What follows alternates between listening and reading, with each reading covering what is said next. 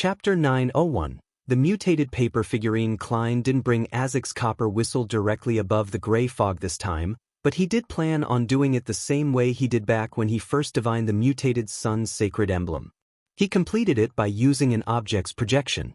Although this would decrease the accuracy to a certain extent, causing the divination to fail at obtaining any effective revelation, it guaranteed that the item was undamaged thanks to the gray fog being an intermediary layer. He still recalled the time back when he divined the origins of the black ear that came from the listener. This sealed artifact had suffered retaliation from the true creator, causing it to crumble and reform into a charm. Therefore, with the suspicion that the divination result could point to Death's corpse or other remains, a godhood power of a sequence 0 that had long perished but was still capable of changing the Berserk Sea's environment, Klein decided to leave Azek's copper whistle in the real world and divine using a projection. This was to avoid the possibility of damaging such an important item. After all, Death and the true creator were at the same level. As for why Klein dared to directly use Grozel's travels to divine its origins, it was because the ancient god, Dragon of Imagination, had long since perished. Its corresponding characteristic had likely been inherited by someone else and changed hands several times. Furthermore, the book itself was extremely strong. Even a blast of the sea god's scepter at full strength could hardly damage it. By the same logic, Mr. Door was likely only a king of angels and was in an exiled and quarantined state. He could only barely send out his ravings, making it impossible for him to deal any actual damage. With the help of the power of the mysterious space above the gray fog, I can quickly recover from the damage and corruption without any lasting repercussions. If Azek's copper whistle were to be destroyed, it would truly be gone. I wouldn't be able to contact Mr. Azek again and use it to attract the undead. I won't even be able to carry it around with me. Klein very calmly and skillfully held the copper whistle's projection and the paper with the divination statement in hand before leaning back into his chair. Half closing his eyes, he chanted softly in a state of cogitation, the reason for this copper whistle's abnormality today. After chanting it 7 times, Klein fell into a deep sleep and entered the dream world. After an unknown period of time, he saw a dark and gloomy mausoleum. He saw a dark-colored staircase that extended downwards and coffins placed around it. The coffins were all open with dead bodies in them. On their backs grew white feathers that were stained with pale yellow oil. Even in the dream, Klein found the scene abnormally familiar, as though he had once seen it before. At that moment, he seemed to smell the putrid smell of rot and hear the slow breathing of some object. He felt that the darkness in the mausoleum was thickening, giving him an acute feeling of deathly silence. Suddenly, ravings that were both loud and soft sounded at the same time. The corpses in the coffins with white feathers on their backs floated up together, and using their half-rotten and half-pale faces, they looked out of the dream. With his heart skipping a beat, Klein lost control of his heart, as though it was grabbed by invisible hands and was ripped straight out of his chest. During this process, his dream collapsed into fragments as it returned to nothingness. And the final scene Klein saw was that, not only were the corpses growing white feathers on their backs and other parts of their body, there were thin, illusory black tubes that stabbed into their bodies. They extended deep into the mausoleum where an endless cold, sinister, black fog emanated. The black fog slowly contracted and expanded, producing panting sounds. When the commotion from this scene landed in Klein's eyes and ears, the color in his skin rapidly drained. It left his skin rotting and overflowing with pus. It made his pores produce thin and dense white feathers that were stained with pale yellow oil. It made the projection of Azek's copper whistle in his hand shatter into a blob of black fog. The long mottled table in the ancient palace rotted and collapsed as the 22 high-back chairs were enveloped by white feathers as though they had a life of their own. Seeing the endless gray fog silently churn, the mysterious space above this gently stirred, quickly restoring everything to normal. It was as though nothing had happened. Klein, who had collapsed to the side of the chair, reached out his hand and grabbed the table leg and slowly stood up. Sitting back in his chair, he exhaled slowly. He rubbed his temples and subconsciously did a comparison. Weaker than the true creator and eternal blazing sun, but stronger than Mr. Door. However, I'm not sure if it's because the latter was exiled and quarantined, which minimized the amount of power transmitted over. Why am I thinking about these comparisons? It's not like I'm their match. It will still be the same even if I become a demigod. Unfortunately, I didn't directly see the object hidden in the black fog. Otherwise, I might be able to obtain some potion formulas or mysticism knowledge. Klein felt a baffling sense of regret as he cast his gaze to the side of his chair. He saw an illusory black fog floating there. It was the remnants after the shattering of the projection of Azek's copper whistle. There's no sensation of strength, which means it can't be used as a charm. What is its use? Klein thought of something else as he summoned a backup paper angel from his junk pile and cast it onto the illusory black fog. The moment the two made contact, they immediately fused together. The paper figurine quickly turned black and appeared serene and quiet. On its back grew white feathers that were stained with pale yellow oil. Such a change was only maintained for a second. The paper figurine returned to its original state, but it didn't seem corporeal, as though it was half illusory. Apart from that, there were feather-like patterns that covered the paper figurine's back. What can this be used for? Klein made the mutated paper figurine land back in his palm. He didn't dare to use divination to determine its effects, afraid to see the scene from his dream before, allowing the now prepared object from deep inside the black fog to invade where he was. After repeated checks, Klein used his knowledge in mysticism to determine something. This doesn't contain any powers itself, but it's substantially unique. Perhaps it can create special effects that are related to the undead domain when used as a paper figurine substitute or paper angel. It's like my adventurer's harmonica. Although it doesn't contain any strength, it can summon a messenger with great strength. Klein immediately put away the mutated paper figurine and began interpreting the scene from his dream. Black mausoleum, open coffins, corpses with feathers on their back, black fog emanating deep inside. These revelations seem to point towards death or something important that death left behind. Or perhaps it's a certain product of the numinous episcopate's artificial death. Right, why did I find what I saw familiar? Klein carefully recalled and quickly found an answer. He had seen a similar scene in a particular divination a long time ago. That time, the contents of his divination was the result of hiding matters related to Mr. Azek from the Nighthawks. Back then he had seen two scenes in his dream. One was of himself falling into a sea of blood and being pulled out by Azek. The other was them finding themselves in a dark and gloomy mausoleum, looking as though they were searching for something. Klein had once tried interpreting it, believing that the first scene represented him in danger and being rescued by Mr. Azek. The second scene represented them exploring a mausoleum or somewhere that symbolized a mausoleum together. The former had been verified during the meteor that came falling from the skies in Backlund. The latter finally revealed clues today. Could it be that the place that Mr. Azek and I will be exploring is the mausoleum that I just saw? But this mausoleum is very dangerous. The object in the deepest part of the black fog has a very high level. It's only slightly weaker than true deities. Furthermore, it's filled with malevolence. Klein knitted his brows bit by bit, believing that their exploration together wasn't naturally a good thing. This made him believe that it was necessary for him to stop Mr. Azek. However, he also suspected that the divination scene he saw couldn't be avoided. Otherwise, a worse outcome would happen in a dramatic way of having destiny unfold. At least during my first divination, there was only the exploration scene and no appearance of danger.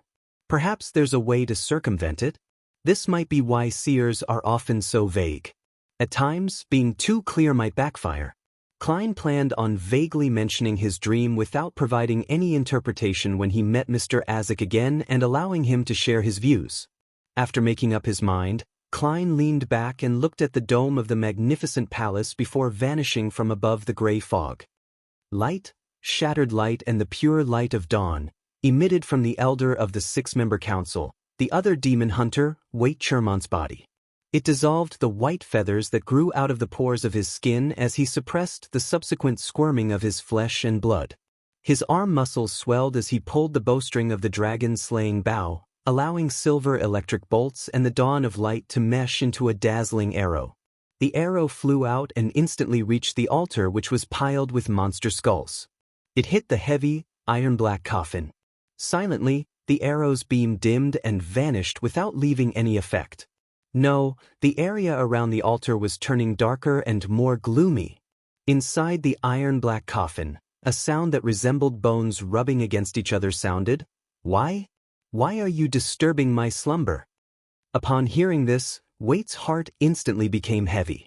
This was because there was no hint of hiding its malevolent intent, and that it also meant that the former chief might have transformed into a monster.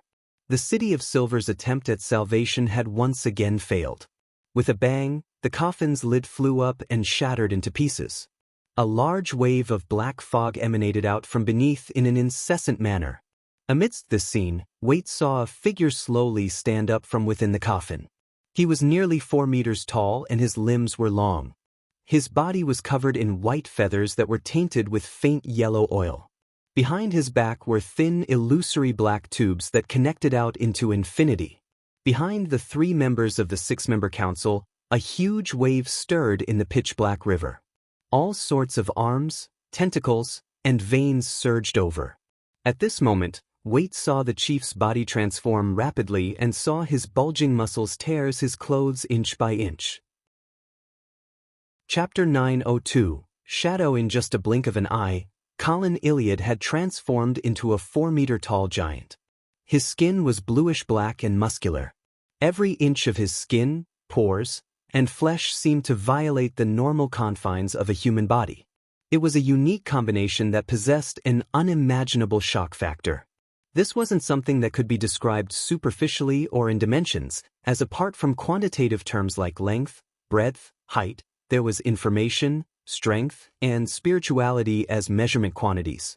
They were directly presented and seemed to be rich with complicated mystical patterns, symbols, and labels. But in fact, there wasn't any change. The former was just a partial image that humans received due to them lacking the ability to sense and discern him. But even so, to face such a creature directly, humans without any godhood would still be corrupted by the spirituality, having their minds thrashed. A common outcome would either be death on the spot or going completely mad. And it was precisely due to this fact that this creature was known in mysticism as mythical creature. However, at that moment, Colin Iliad's head didn't experience any obvious changes. All it did was swell up significantly, and the area from his forehead to nose cracked open with a black vertical eye-like rift. Before reaching sequence 2, the mythical creature form of a demigod was incomplete. Faced with a powerhouse of this level, the advantages and disadvantages of taking such a form was obvious. On the one hand, this enhanced one's strength and level significantly. On the other hand, it would result in intense madness and provide strong inclinations towards losing control. It was a non-trivial test of one's rationality. It wasn't something those with insufficient willpower could withstand. Therefore, most saints would consider transforming into an incomplete mythical creature only if they were forced into a corner. And it wouldn't just be the transformation of a particular part of their bodies. To them, such an action was an attempt at dancing on the edge of a knife. It easily led to a loss of control. Therefore, caution was imperative. Most of the time, there were 2 extremes. One extreme was the minority who indulged in their desires and expressed their evil side fully. The other was the kind who had extremely strong willpower and a resilient mind. Once the former produced the mythical creature form, it was equivalent to them losing control with no way of transforming back. The latter could use their mythical creature form as a rather normal battle tactic, without the fear of losing control and the threat of madness. Of course, something rather normal wasn't normal. It still wasn't something that could be used frequently. This was because, for people who danced at the edge of the abyss, they would only deepen the erosion on them with each attempt. It wasn't something that could be completely avoided just because they could handle the negative effects. Among the City of Silver's 6-member council, Chief Colin Iliad was one of the few who could control his mythical creature form as a demon hunter. He held the 2 swords that were slathered with different ointments. Just taking a step forward with his right foot sent the land shaking as he leaped up towards the top of the altar. He then pounced towards the former chief whose body was covered in white feathers. His giant-like body's interior and exterior produced dawn-like light that scattered the surrounding darkness, purifying the harrowing creatures that were in the illusionary river behind them. At the same time, Waite Chermont kept drawing his dragon-slaying bow, strafing around the former chief that had transformed into an unknown monster with blinding silver lightning arrows. Lovia had already closed her eyes. The 5-meter-tall silver-armored knight behind her had phased away. Dragging the illusory greatsword, it charged straight at the altar, producing cracks that overflowed with silver light. In addition to that, at the shepherd elder's feet, the shadows that curled into a bundle suddenly began squirming as though they had come to life. It quickly left Lovia, and amidst the environment intermixing with darkness and the dawn, it followed the eeriness and quickly headed for the iron-black coffin above the altar. However, its target didn't seem to be the mutated former chief, but the thin, illusory black tubes that were stabbed into his body while extending into infinity. Moments after Klein returned to the real world, he heard the loud sounds of waves crashing. He heard the prostitutes on the streets screaming in horror without any signs of calming down. Slightly surprised, he walked to the window and, through the gap of 2 messily built buildings, saw lead-colored clouds stacked together as waves swarmed the area beyond Potto Harbor. A black hurricane extended from the surface of the sea to the air, tainted with dark silver lightning as it silently destroyed everything. It was like a door that led to the apocalypse had finally been opened. And inside the port city, the void had turned translucent. Skulls with open mouths, vines with baby faces, bloody arms, and strange, slimy tentacles with teeth were slamming at the boundary between the illusory and reality. It was thrilling and horrendous. This made many pirates tremble in the knees as they didn't dare stay on the streets. All of them rushed into nearby buildings. The seemingly invisible wraiths and shadows flew around, appearing from time to time. Coming close to the ears of different targets, they attempted to scream but were unable to make contact. At that moment, Potto Harbor seemed to fall into the hell known as the underworld. It was eerie, dark, chaotic, and crazy. Klein frowned slightly, having had a guess as to what was happening. Back when he made a divination above the gray fog, it angered the object deep in the gloomy mausoleum. It then unleashed its temper, changing the weather of the Berserk Sea and Potto Harbor, creating the phenomena of the underworld's descent. This also means that the mausoleum is indeed concealed somewhere in the Berserk Sea. It's probably something that Death left back then. Of course, this might not be at odds with the product of the Numinous Episcopate's artificial death project. The two might be fused together. Klein retracted his gaze and quickly set up a ritual and sacrificed Azek's copper whistle to the mysterious space above the gray fog.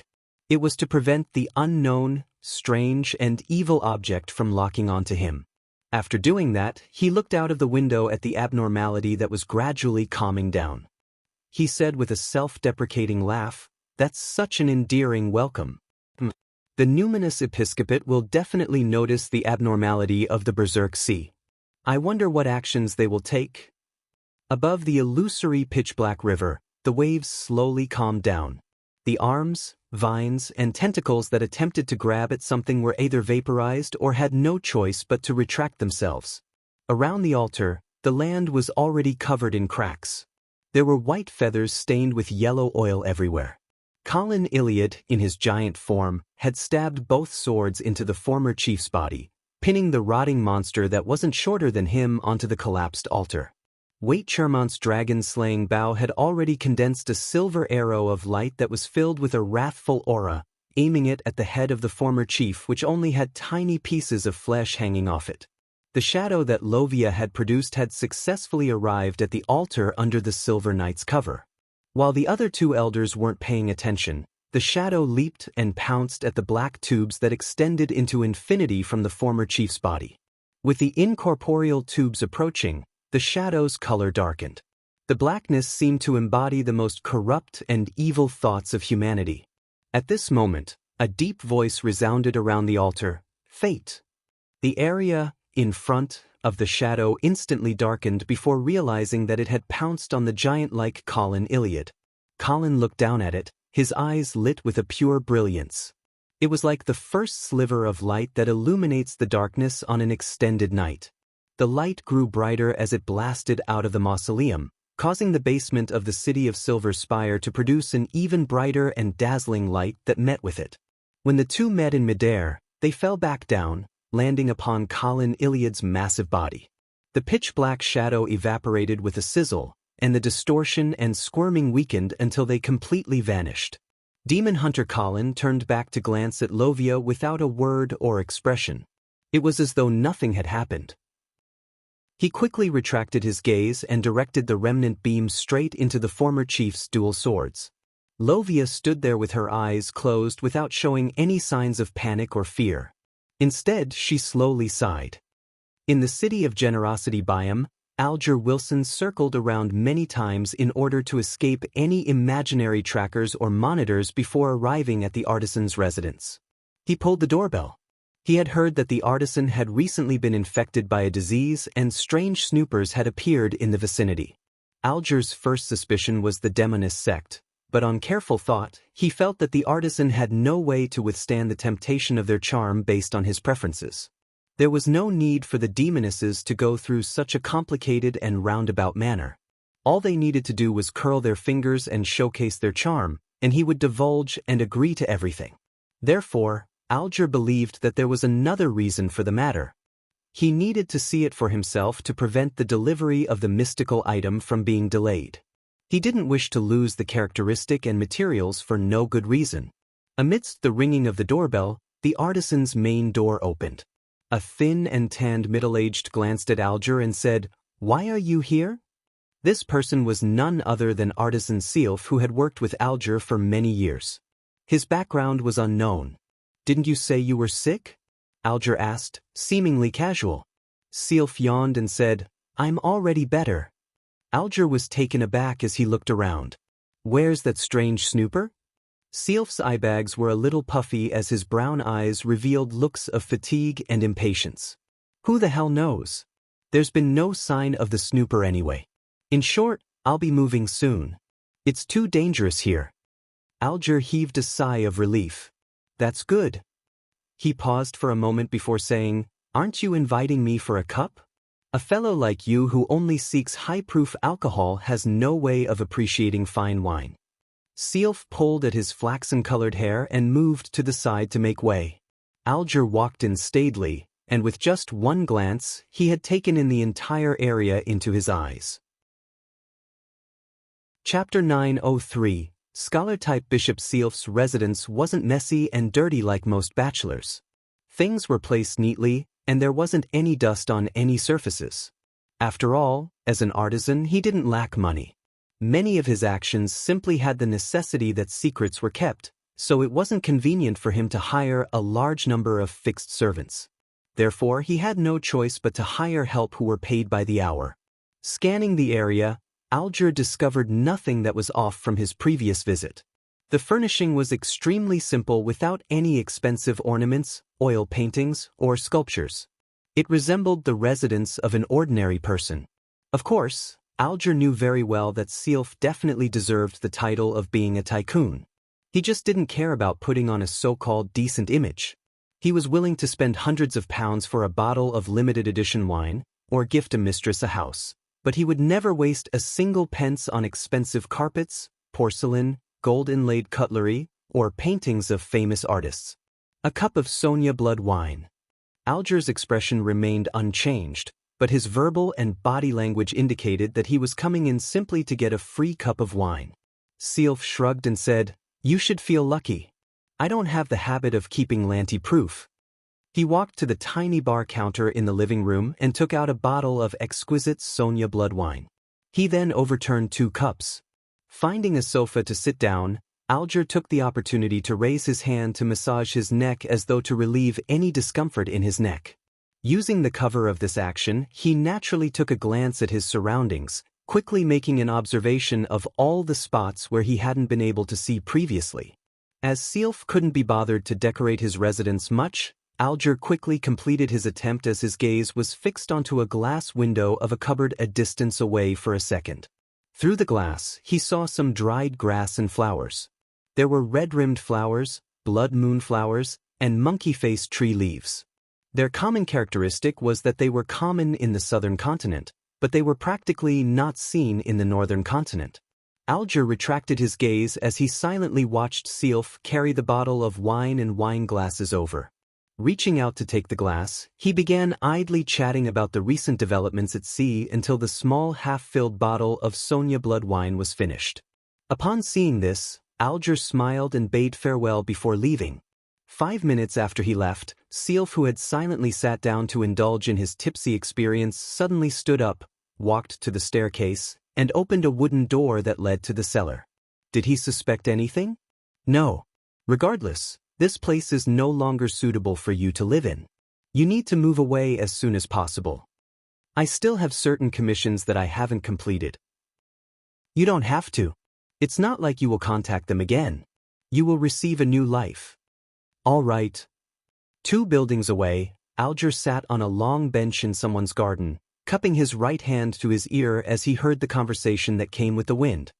West Balham, Baron's Harbor. Outside a seemingly ordinary house. It's really due to your bad relationship with the Church of Knowledge that you're egging me on to come here to request for a language comprehension charm? Danitz wiped the sweat from his forehead as he looked at Anderson, feeling unnerved. Anderson said in a self-deprecating and unfazed manner, "You shouldn't describe it as bad, then hostile?" Danitz blurted out, cutting off his sentence. Anderson shot him a glance and said, "The negative effects of your boxing glove might not be as easily bearable as you imagine it to be." He paused and added with a chuckle, "A more accurate description is that, be it me or the people from the Church of Knowledge, neither one of us wishes to interact with one another." Danitz used one hand to clench his boxing glove and said, seemingly stumped, "But how should I request for the charm? Do I just head straight to a clergyman of the Church of an Orthodox God and mention something about mysticism? I'll end up locked up." Danitz was somewhat rash at the moment, but he was in no way dumb. Anderson threw up his hands. "Simple, just directly mention my name. Then indicate that you came to West Balham for some pressing matter and do not have the time to learn Dudanese, nor do you dare to hire a local interpreter. Therefore, all you could do was seek their help, hoping that you could receive a few language comprehension charms. During this process, you must showcase your knowledge of many northern continent languages, making the priests know that it's not that you lack the ability to learn Dudanese, but that you just lack the time to do it. Then they will test you. When that happens, all you need to do is get a good score and you'll receive the charms." Upon hearing this familiar term, Danitz's temples throbbed as he forced a smile. "You aren't going yourself because you're afraid of the tests, aren't you?" His original intent was to randomly use some words to conceal his discomfort, but he ended up seeing Anderson's expression freeze. "From the looks of it, there's still something you're afraid of?" Danitz chortled inwardly as he was suddenly filled with confidence. He took large strides into the ordinary house and discovered that its interior was more of an amalgamation of classrooms, and not a land of preaching for the Church of Knowledge in Balham. Then he saw a grizzled elder. Although this man wasn't wearing the clergyman robes of the Church of Knowledge, just his unique scholarly air convinced Danitz that he was at least a bishop. He had experienced similar vibes from his captain. "Hello there." Without covering himself with a hood, Danitz walked over with a smile while dressed in a commoner's attire. The elder silently watched him approach before slowly saying, "Danitz." Danitz paused and froze on the spot. His mind was filled with questions like, "He knows me? How does he know me? Isn't my bounty only limited to the sea?" The elder glanced at him and asked, "You are here for language comprehension charms?" "Yes." Danitz nodded with a blank look, suddenly having the feeling that he had zero secrets in front of the elder. The scholarly old gentleman nodded gently. "Are you planning on heading to the places ruled by Catamia and May Sanchez?" "Yes." Danitz continued his blank expression. The elder took out 4 brass charms from his pocket. "These can be used for 2 months. They should be enough." Danitz received it with a blank look and after a few seconds, said, "That's it. It's that simple? Isn't there supposed to be a test?" "You don't want it?" the scholarly elder asked with a smile. "No, it's not that." Danitz suddenly shook his head, and before his brain could react, he had already asked, "How do you know me? How do you know I want language comprehension charms?" The elder wore a few looks of pity in his eyes as he slowly said, "Your captain contacted me. She said that you refused to stop no matter how much they called out to you when you left the ship, rushing straight into the harbor. She had actually prepared a few language comprehension charms for you." As he spoke, the man shook his head, the look in his eyes somewhat ambivalent. It was as though he was looking at a student who was often careless in class. "I should have long realized that. Captain is such a meticulous person. It's impossible for her not to consider the problem of the language barrier." Danitz resisted the urge to slap himself. When the elder saw the changes in Danitz's expression, he shook his head and asked, "It probably wasn't your own idea to seek help here, right? I was about to use divination to find you." "All right." "It was suggested by Anderson Hood," Danitz immediately replied. The elder was taken aback for a second before his expression turned ashen. At that moment, Anderson was sitting outside in the shade. He had snapped a tree branch and was casually drawing on a barren patch among the grass as he leisurely waited for Danitz to come out. He had no doubts that this unqualified hunter could obtain the language comprehension charms. This was because as long as Danitz mentioned Vice Admiral Iceberg Edwina, everything would become much simpler. The only difference was how many rounds of tests he needed to take. Just as he finished drawing King of the North Ulysson's head, he heard a familiar gate coming from the inside. Anderson's branch-wielding hand paused for a second when he looked up and turned to the door. He saw Danitz holding a stack of paper, walking over with mixed emotions. "You failed the test." Anderson gave a sincere smile, having zero concern over the failure to obtain the language comprehension charms. Danitz shook his head blankly. "There wasn't a test." Anderson was first taken aback as he asked with immediate enlightenment, "Help from your captain?" Danitz tersely confirmed it as he handed the stack of paper to Anderson and said, "This is what the bishop wishes me to inform you. A Real hunter doesn't only rely on instinct or solely focus on the prey's information. They also need to learn how to grasp the prey's psyche and use all kinds of additional information. This is the information he wants to give you." Anderson's expression became contorted for a brief moment before it was restored to normal. He chuckled and said, "Thankfully, that's not much." Danitz's lips quivered as he finally held back the laughter that rose within him. He said with seriousness, "That's only the table of contents. That bishop said that you should try to finish reading all the books mentioned in it within 2 years." Anderson's smile finally froze. Desi Bay, Eskelson Harbor. Klein was like any normal southern continent tourist. He bought tickets to East Balam, boarded a hybrid steam and sail liner with many cannons. With a hum, the ship left the harbor and quickly entered the Berserk Sea. Midway, Klein discovered the Lone Kingdom's Desi fleet patrolling the safe sea route as though they were guarding against something. From the looks of it, the abnormality in the Berserk Sea has garnered the attention of the lone military. This way, the numinous episcopate likely has no way of investigating these waters without problems. Of course, a fleet is unable to monitor the entire stretch of the sea route. Klein stood inside his cabin as he looked at the scenery outside, thinking in enlightenment and poignancy. At this moment, he heard stacked illusory pleas. He hurriedly headed above the gray fog to check on it. The prayer was from the hanged man. He requested Mr. Fool to inform the hermit that the artisan was suspected to be controlled by a cult or secret organization and that he wished to receive some help from her. Chapter 904. Analysis. The artisan is suspected to be under the control of a cult or secret organization. Yet he's trying to get the hermit's help? Just get the world. Who knows which waters the future is in at the moment and how long it would take to reach there. What's more, the world can teleport. After hearing the hanged man's prayers, Klein subconsciously rebutted his request, believing that it would delay an opportunity, causing unnecessary losses. He then calmed down, believing that with Mr. Hanged Man's attention to detail and experience, it was impossible for him to commit such a simple error. Since he believed that he definitely had his reasons for requesting the hermit's help instead of the world. This also means that Mr. Hanged Man has determined that the matter hasn't reached a critical state that requires immediate action. He even wishes to observe further to find more clues and details. Besides, since Ma'am Hermit had offered to provide help in advance, it means that she believes that, for the time being, her region of activity would overlap with Mr. Hanged Man's.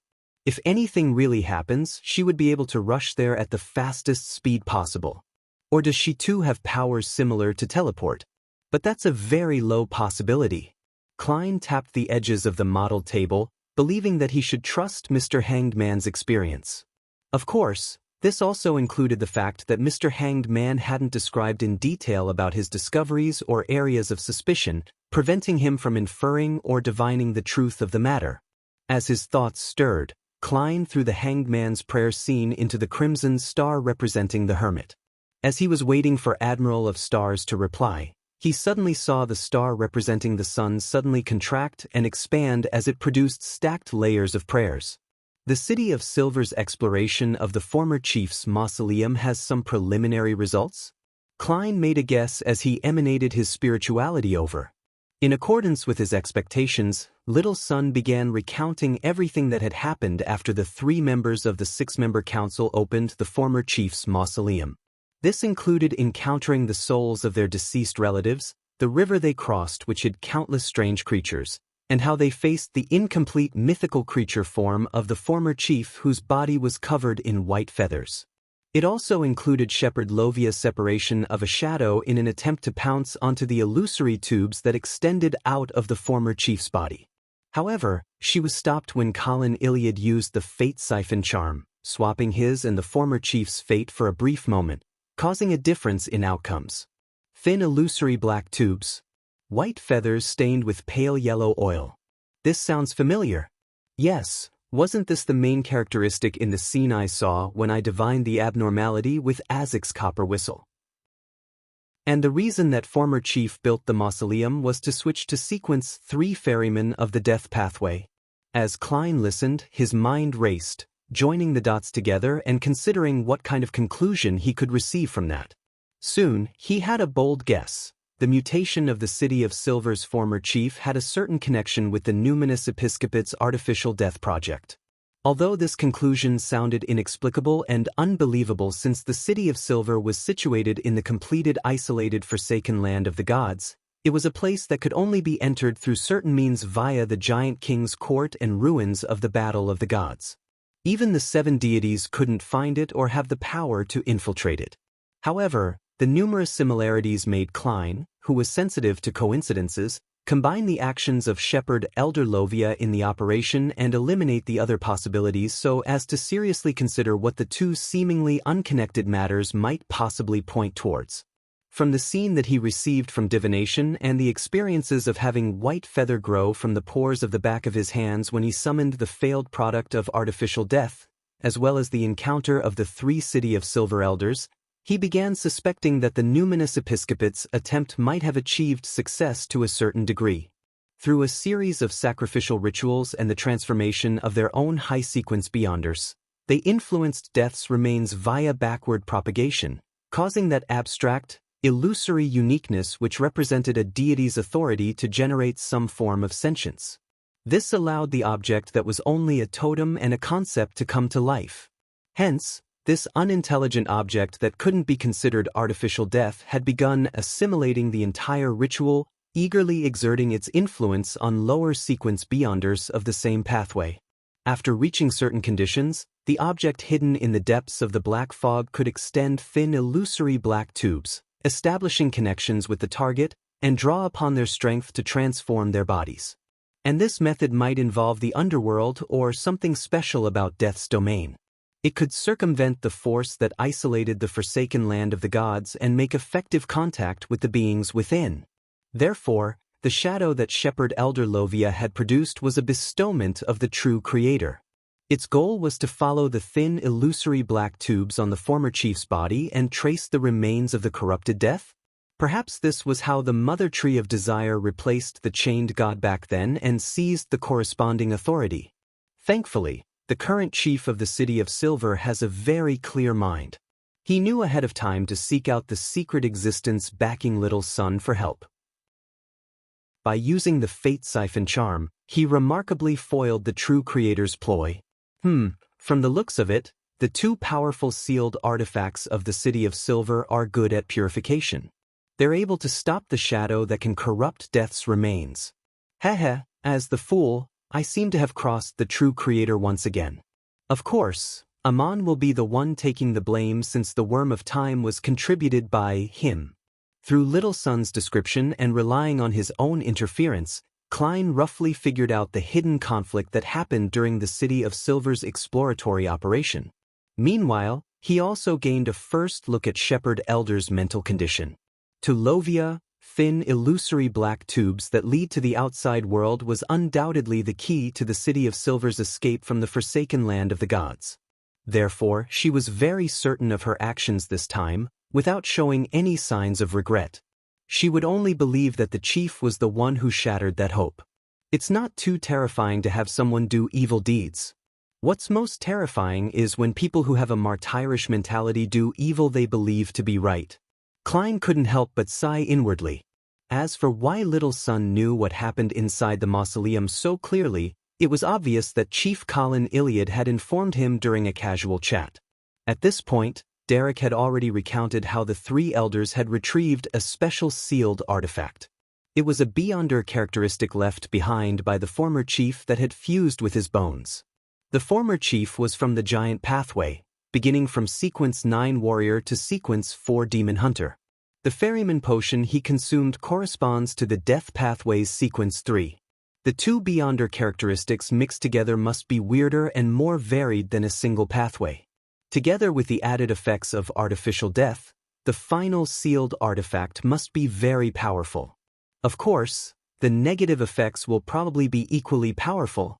Yes, back when the Black Illusory River was described, the various weird creatures likely corresponded to the underworld. This is similar to the scene I saw in the Berserk Sea. It's also similar in effect to what Miss Sharon's mystical item created. As Klein thought about it, he listened to Little Son wrap up the topic of the exploration before mentioning the monster known as Shapeshifter. After Derek finished describing it, Klein felt that shapeshifters were very likely Bizarro Banes. He hurriedly summoned a gold coin from the junk pile and did a divination to confirm his guess. With Little Son's current strength, there's no way for him to head to that city to hunt it. I can only wait until that chief prays to the fool once again or seeks help via Little Son. Anyway, there's no rush. I haven't found the spirit world plunderer yet. Klein nodded indiscernibly. After requesting Mr. Fool to pass the corresponding information to Mr. World, Derek said that he had enough points and could soon exchange for the Beyonder characteristic for Sequence 5 Vampire and complete the three-party transaction, so he requested that Mr. Moon prepare himself. On the Future, which was slowly cruising across the waters of the Rorstad archipelago, Admiral of Stars Katlia thanked Mr. Fool and nudged the glasses on her nose. Opening the window to the captain's cabin, she shouted to everyone, "Turn towards Byam." After issuing the command, this pirate admiral curled the corners of her mouth. She finally had the chance to establish a long-term cooperation with an artisan. But at that moment, she suddenly thought of a problem. If she easily received the help of an artisan, would Frank Lee, who hadn't been able to obtain a Sequence 5 potion formula, attempt to make the Druid Beyonder characteristic into an item to expedite his paused experiments? That's not a good thing. Katlia subconsciously raised her hand and pinched her forehead. On the liner, Klein, who had finished handling the matters, focused on enjoying his trip. Due to the Berserk Sea's abnormal change in weather, the liner he was on board had chosen to take a further and more roundabout sea route that was much safer. Furthermore, it was to dock at a harbor named Halman for the night. Klein didn't alight and remained at a window-side table at the upper levels restaurant to have his dinner. While waiting for his food, he casually looked out the window and took in the local night skyline. Suddenly, he discovered a suspicious figure with a luggage bag preparing to board the ship. The reason why he appeared suspicious wasn't only because the man was wearing a black overcoat and tall top hat, but that he wore a scarf that wrapped his face, hiding his physical features. All that was left were a pair of eyes. And that pair of eyes were peeled to the ground, preventing anyone from discerning his actual appearance. Chapter 905. Psychological blind spot. Based on his experience from watching many detective animations, Klein believed that someone who wore a scarf to conceal his face and hid his physical characteristics with an overcoat was likely problematic. He probably hid an unspeakable secret, especially when it wasn't winter yet and the temperature in the Berserk Sea couldn't be considered cold. However, this has nothing to do with me. Even if a locked room murder mystery happens, the one having a headache would be the captain. I should head above the gray fog later to do a divination and see if this trip will be smooth. Klein didn't mind the matter, but he still thought about it conscientiously. He retracted his gaze and looked at the desi roasted fish that was being served by the waiter. After having dinner, he returned to his cabin and completed a divination above the gray fog. He obtained the conclusion that there wouldn't be drastic changes to the environment he was in and that everything would happen smoothly. This allowed Klein to fall asleep peacefully without relying on cogitation as he slept till daybreak. With a whistle from the steam engine, the liner began moving and departing Halman Harbor. The harbor could still be vaguely seen as Klein saw a figure there. The figure wore a white shirt and a dark blue coat. He had a rather high nose, deeply recessed eyes, light blue eyes, and brown curly hair. His face was rather cut and his chin was slightly raised. He gave off a supercilious look. With a sweep of his gaze, he quickly locked onto the liner which Klein was on. At this moment, the sky suddenly darkened as though a door leading into the pitch-black land of illusions had formed. A deafening typhoon stirred up from the seabed, surging upwards with massive amounts of blue mass. Dark lightning flashed like rifts in the void. They kept appearing and kept healing themselves until they disappeared. This completely blocked the vision of those on the liner and at the harbor, putting them in two seemingly different worlds. The Berserk Sea had once again shown its horror. The liner failed to avoid or resist, and it could only continue cruising forward along the safe sea route that had relatively weaker storms. What a coincidence! This likely isn't a coincidence.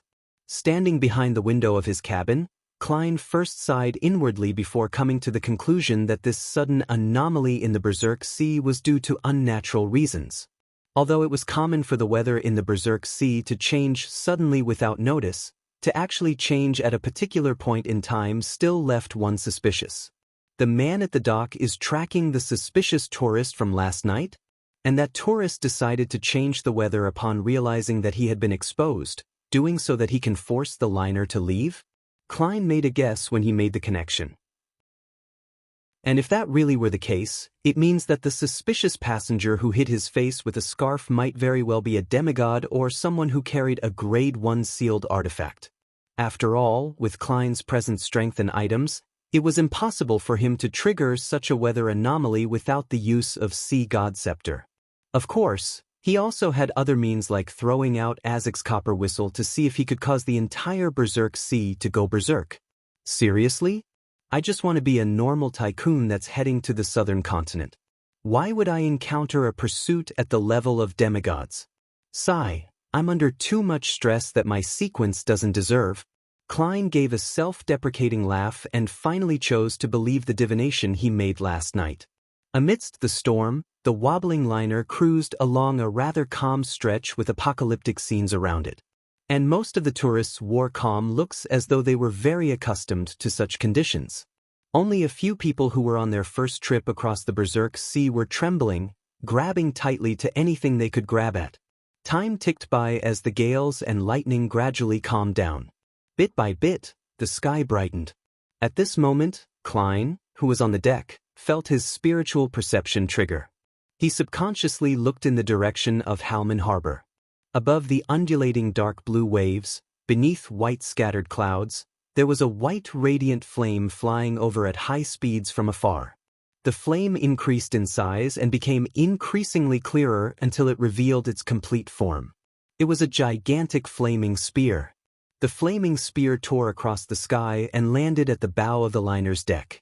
However, it didn't ignite anything. It burnt through half a wooden plank and spread out before materializing into a figure. The figure had a high nose, deeply recessed eyes, and blue eyes. He was none other than the man who had previously appeared at the dock. He looked middle-aged as he slowly surveyed the area and walked through the wide-eyed and agape tourists before walking into the cabin. The similarly agape Dwayne Dantes silently heaved a sigh of relief when he confirmed that the person wasn't here for him. The way he appeared sure is cool. As expected of a demigod. Now, the only issue is that they do not come to blows. Even if the conflict cannot be helped, It's best they go to a neighboring sea to fight.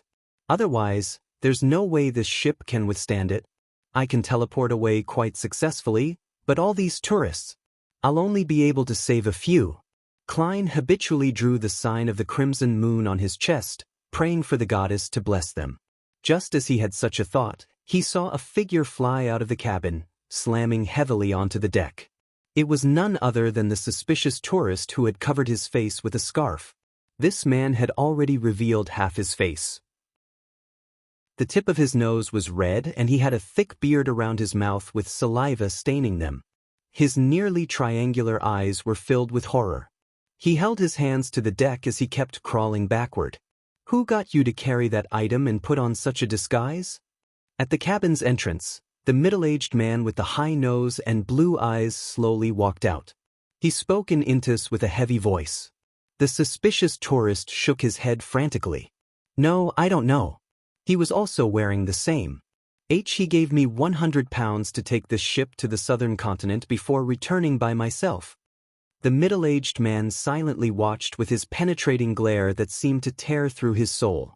This made the tourist break out into a sweat as his body convulsed. He once again stammered his explanation, but there weren't any changes to it. The man retracted his gaze before his body burst into white radiant flames.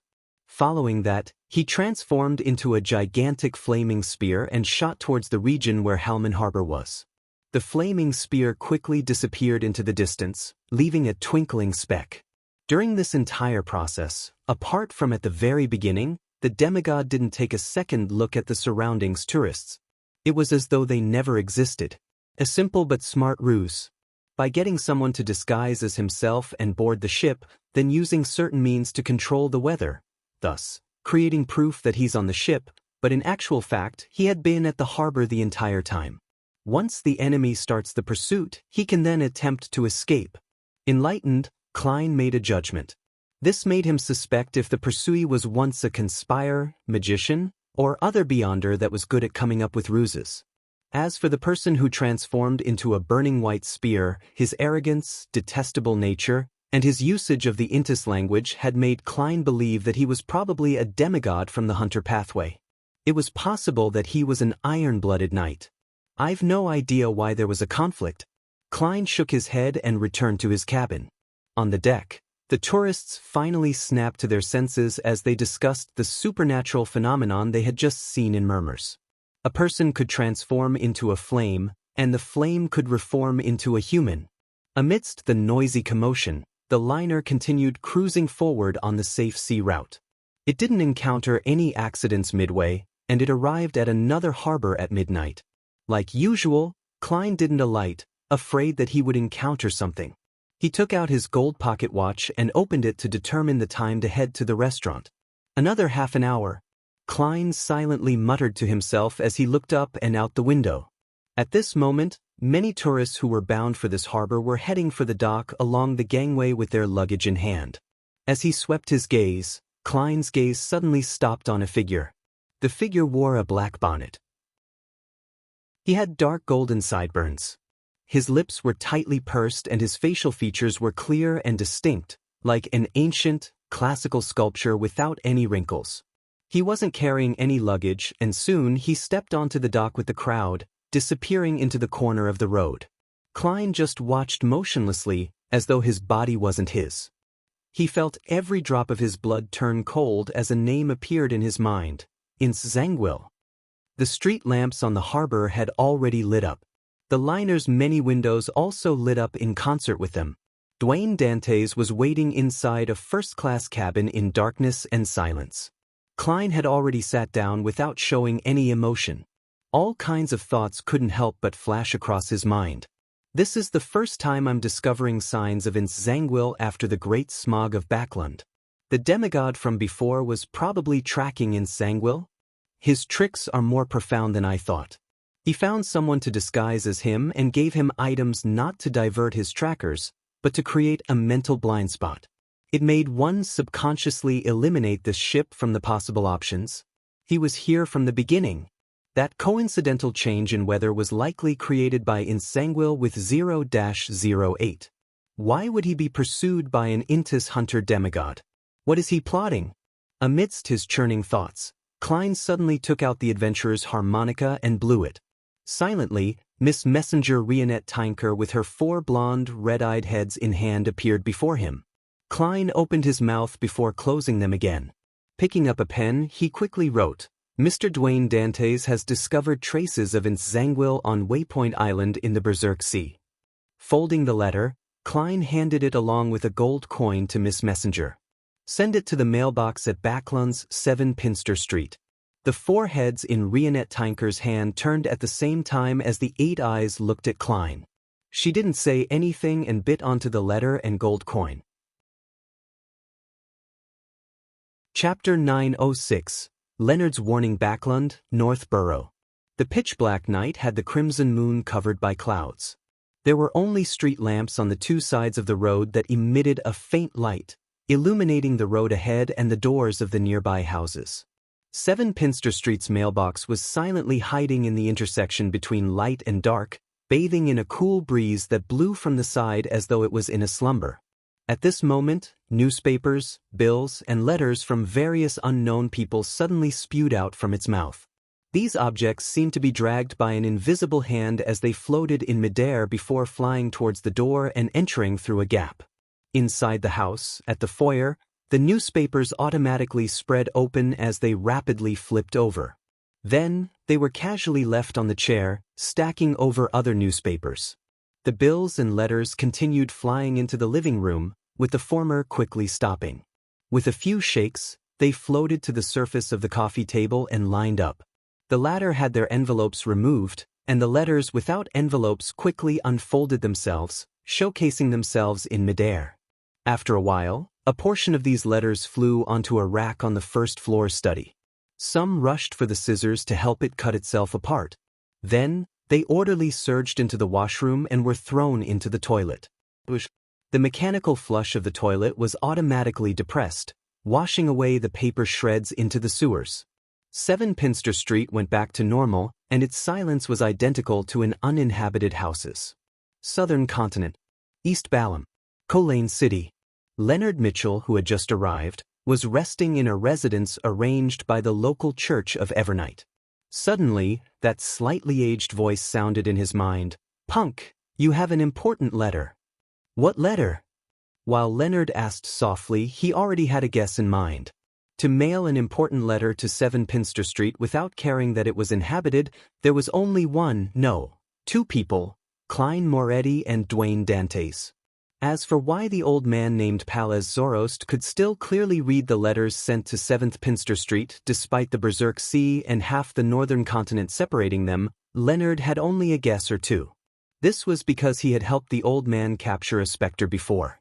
With regards to this, his theory was, old man definitely used a worm of time to parasitize that specter, making it his eyes, ears, and mouth in the northern continent.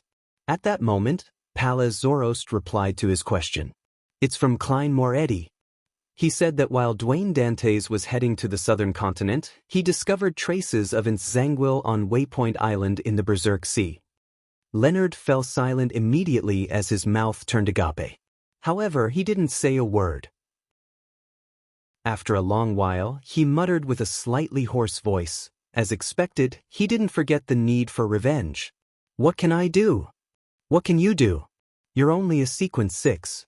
Even if Inzanguil doesn't wield 0-08, you still lack the qualifications to exact vengeance on him.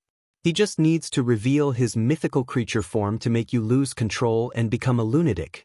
The chances of you getting your revenge are 0. This is the qualitative change that godhood brings," Palaz Zorost said rather sternly. He paused before chuckling. "Thankfully, you understand yourself in a way that's better than before. In the past, you definitely would have said that you would inform the church with news of Inzanguil and join the team to pursue him. And now, you know to ask what you can do." Leonard had wanted to retort a few times, but he ultimately didn't say a word. Palaz Zorost continued, "What you can do for now is to give Klein Moretti some information. Wait for him to write back to you. Then, based on the arrangements written, provide the necessary assistance. So no finding excuses so as to inform the Church of Inzanguil's location?" Leonard heavily asked, somewhat surprised.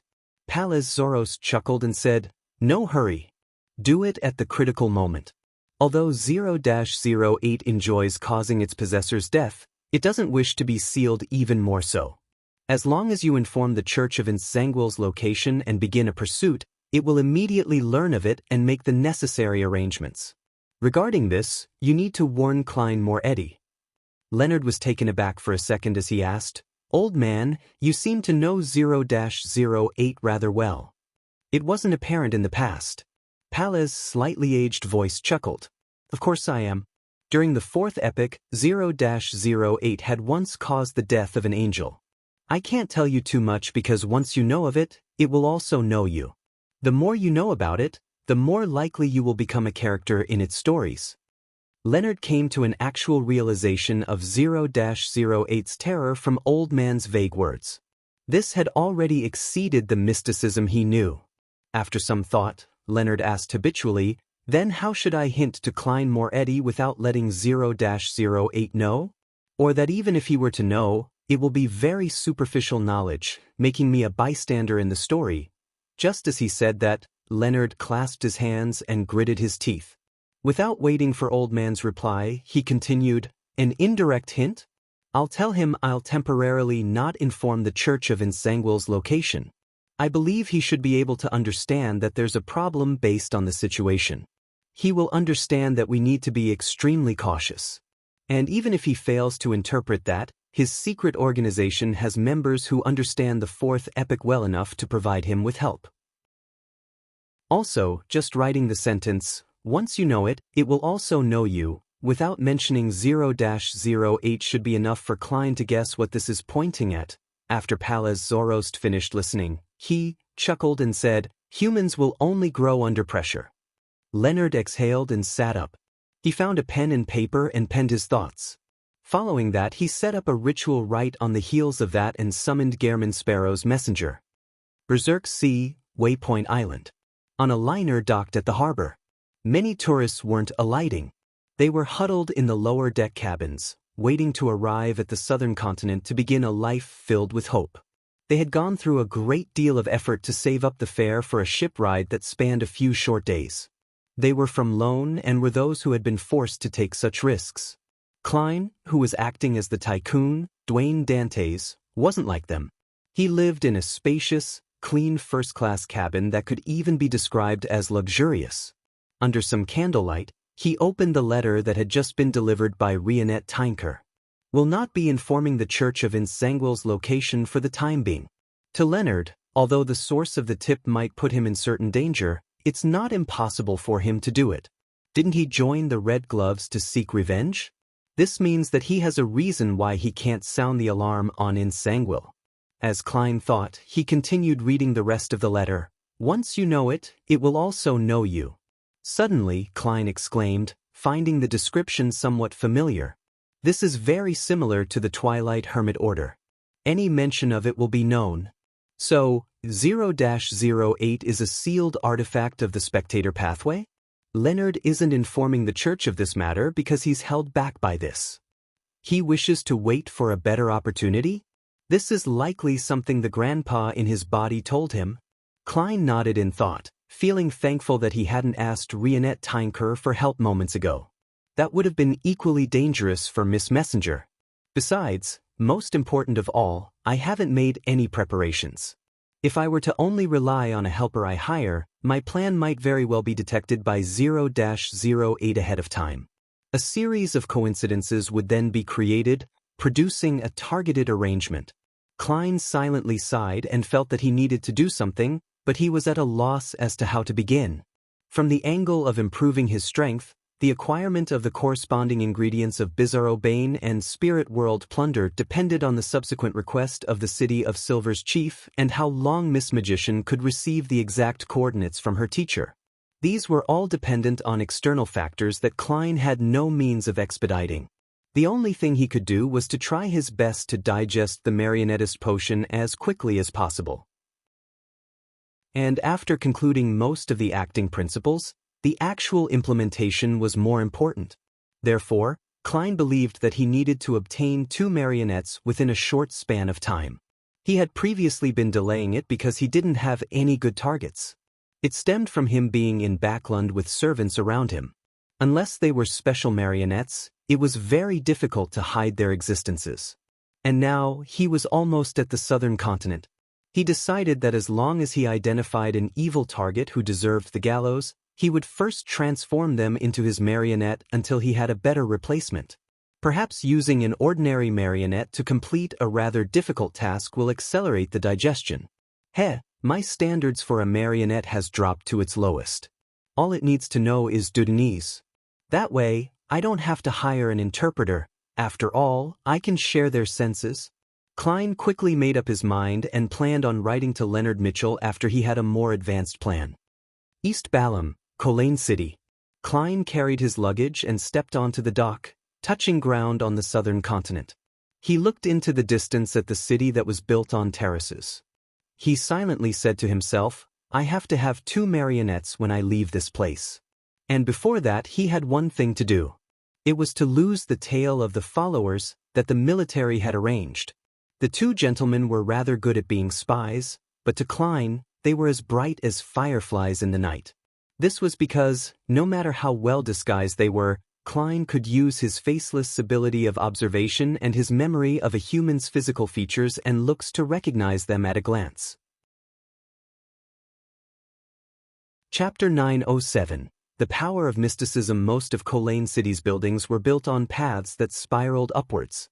There would be squares or small towns in the middle or on rather flat, open spaces. Klein carried his luggage, and with his spiritual intuition as a seer, he randomly chose a direction to proceed in and found a relatively lively bar along the way. There weren't many carriages on the streets, and the rental types were a rare sight. The most popular means of transportation in East Balham was a coffin. This stemmed from their traditions of worshipping death. People viewed coffins as items that brought about serenity and peace. Therefore, Klein often saw people walking past him carrying a black coffin.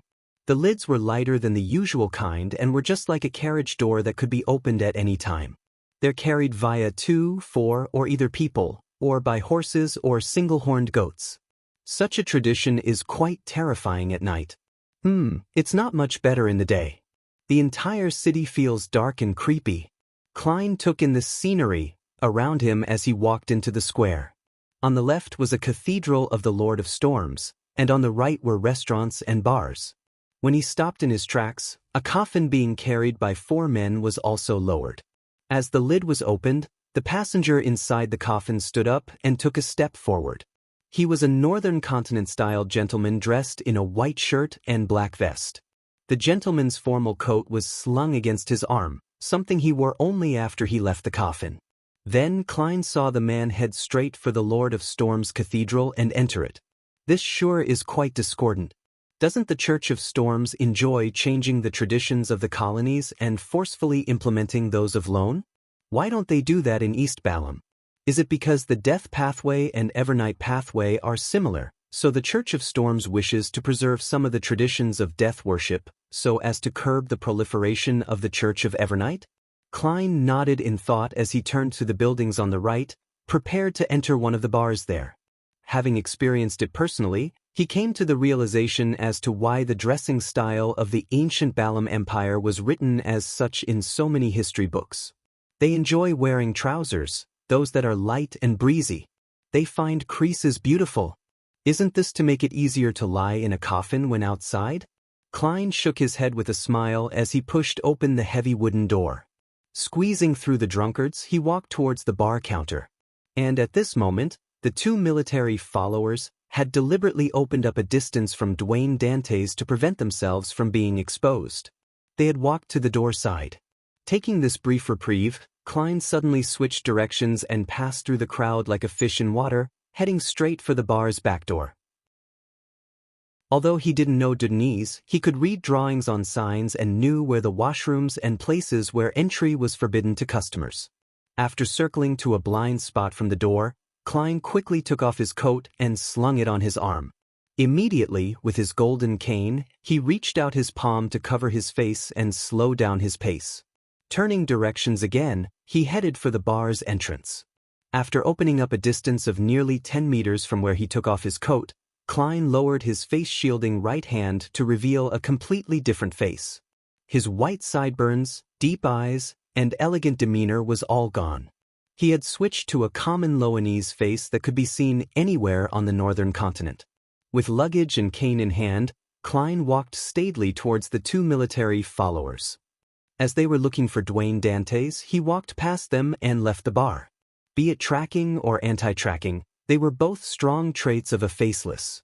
Returning to the square, Klein turned into a sloped alley that led to higher ground. He planned on finding a hotel elsewhere. As he walked on a rather deserted path, he suddenly heard a woman's frantic cries. The voice was only maintained for a very short moment before it was silenced. Although he didn't know what she was shouting, Klein could sense the horror, fear, and panic in her voice. Hence, he switched directions and entered a narrower and more deserted trail. In less than 10 seconds, he saw a local man in his 30s who was pressing against a 13- or 14-year-old girl in a secluded corner and was using violence against her. His skin was brownish, and he had rather soft facial features. Klein took a glance and slowed down his pace before stopping in the nearby shadows. At this moment, the girl's face was extremely horrified and distorted.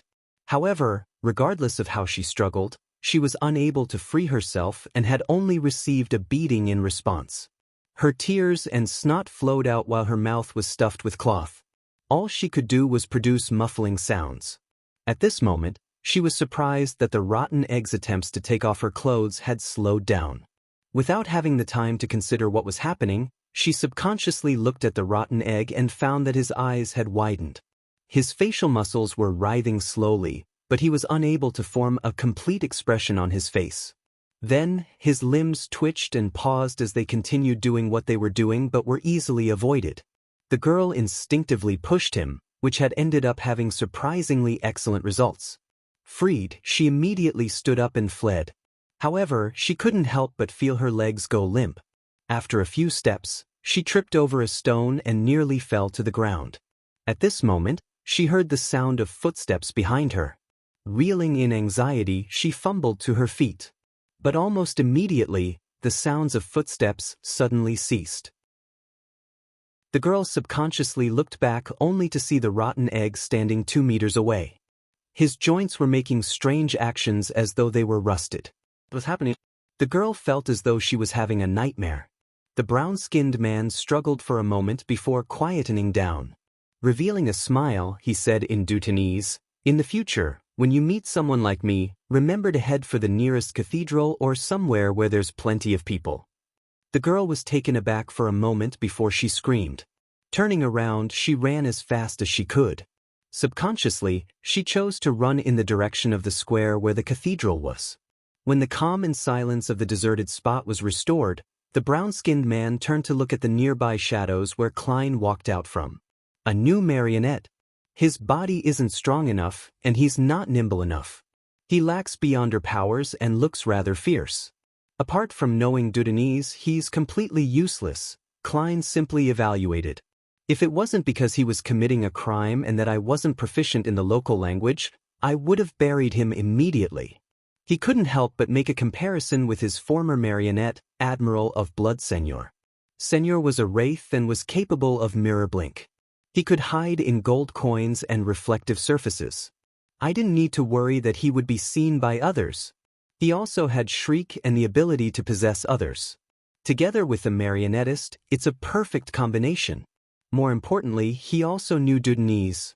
Comparing this marionette and him is like the difference between a penny and 42,000 gold pounds. I've no idea what his name is, and I can only use powers to sense some superficial thoughts. I have no way of obtaining deeper memories unless I encounter someone or something familiar. There would be a corresponding change in the spirit to release more information. I'll just call him Ah Fu. No, that's too Chinese. It is. Klein rubbed his temples and sighed.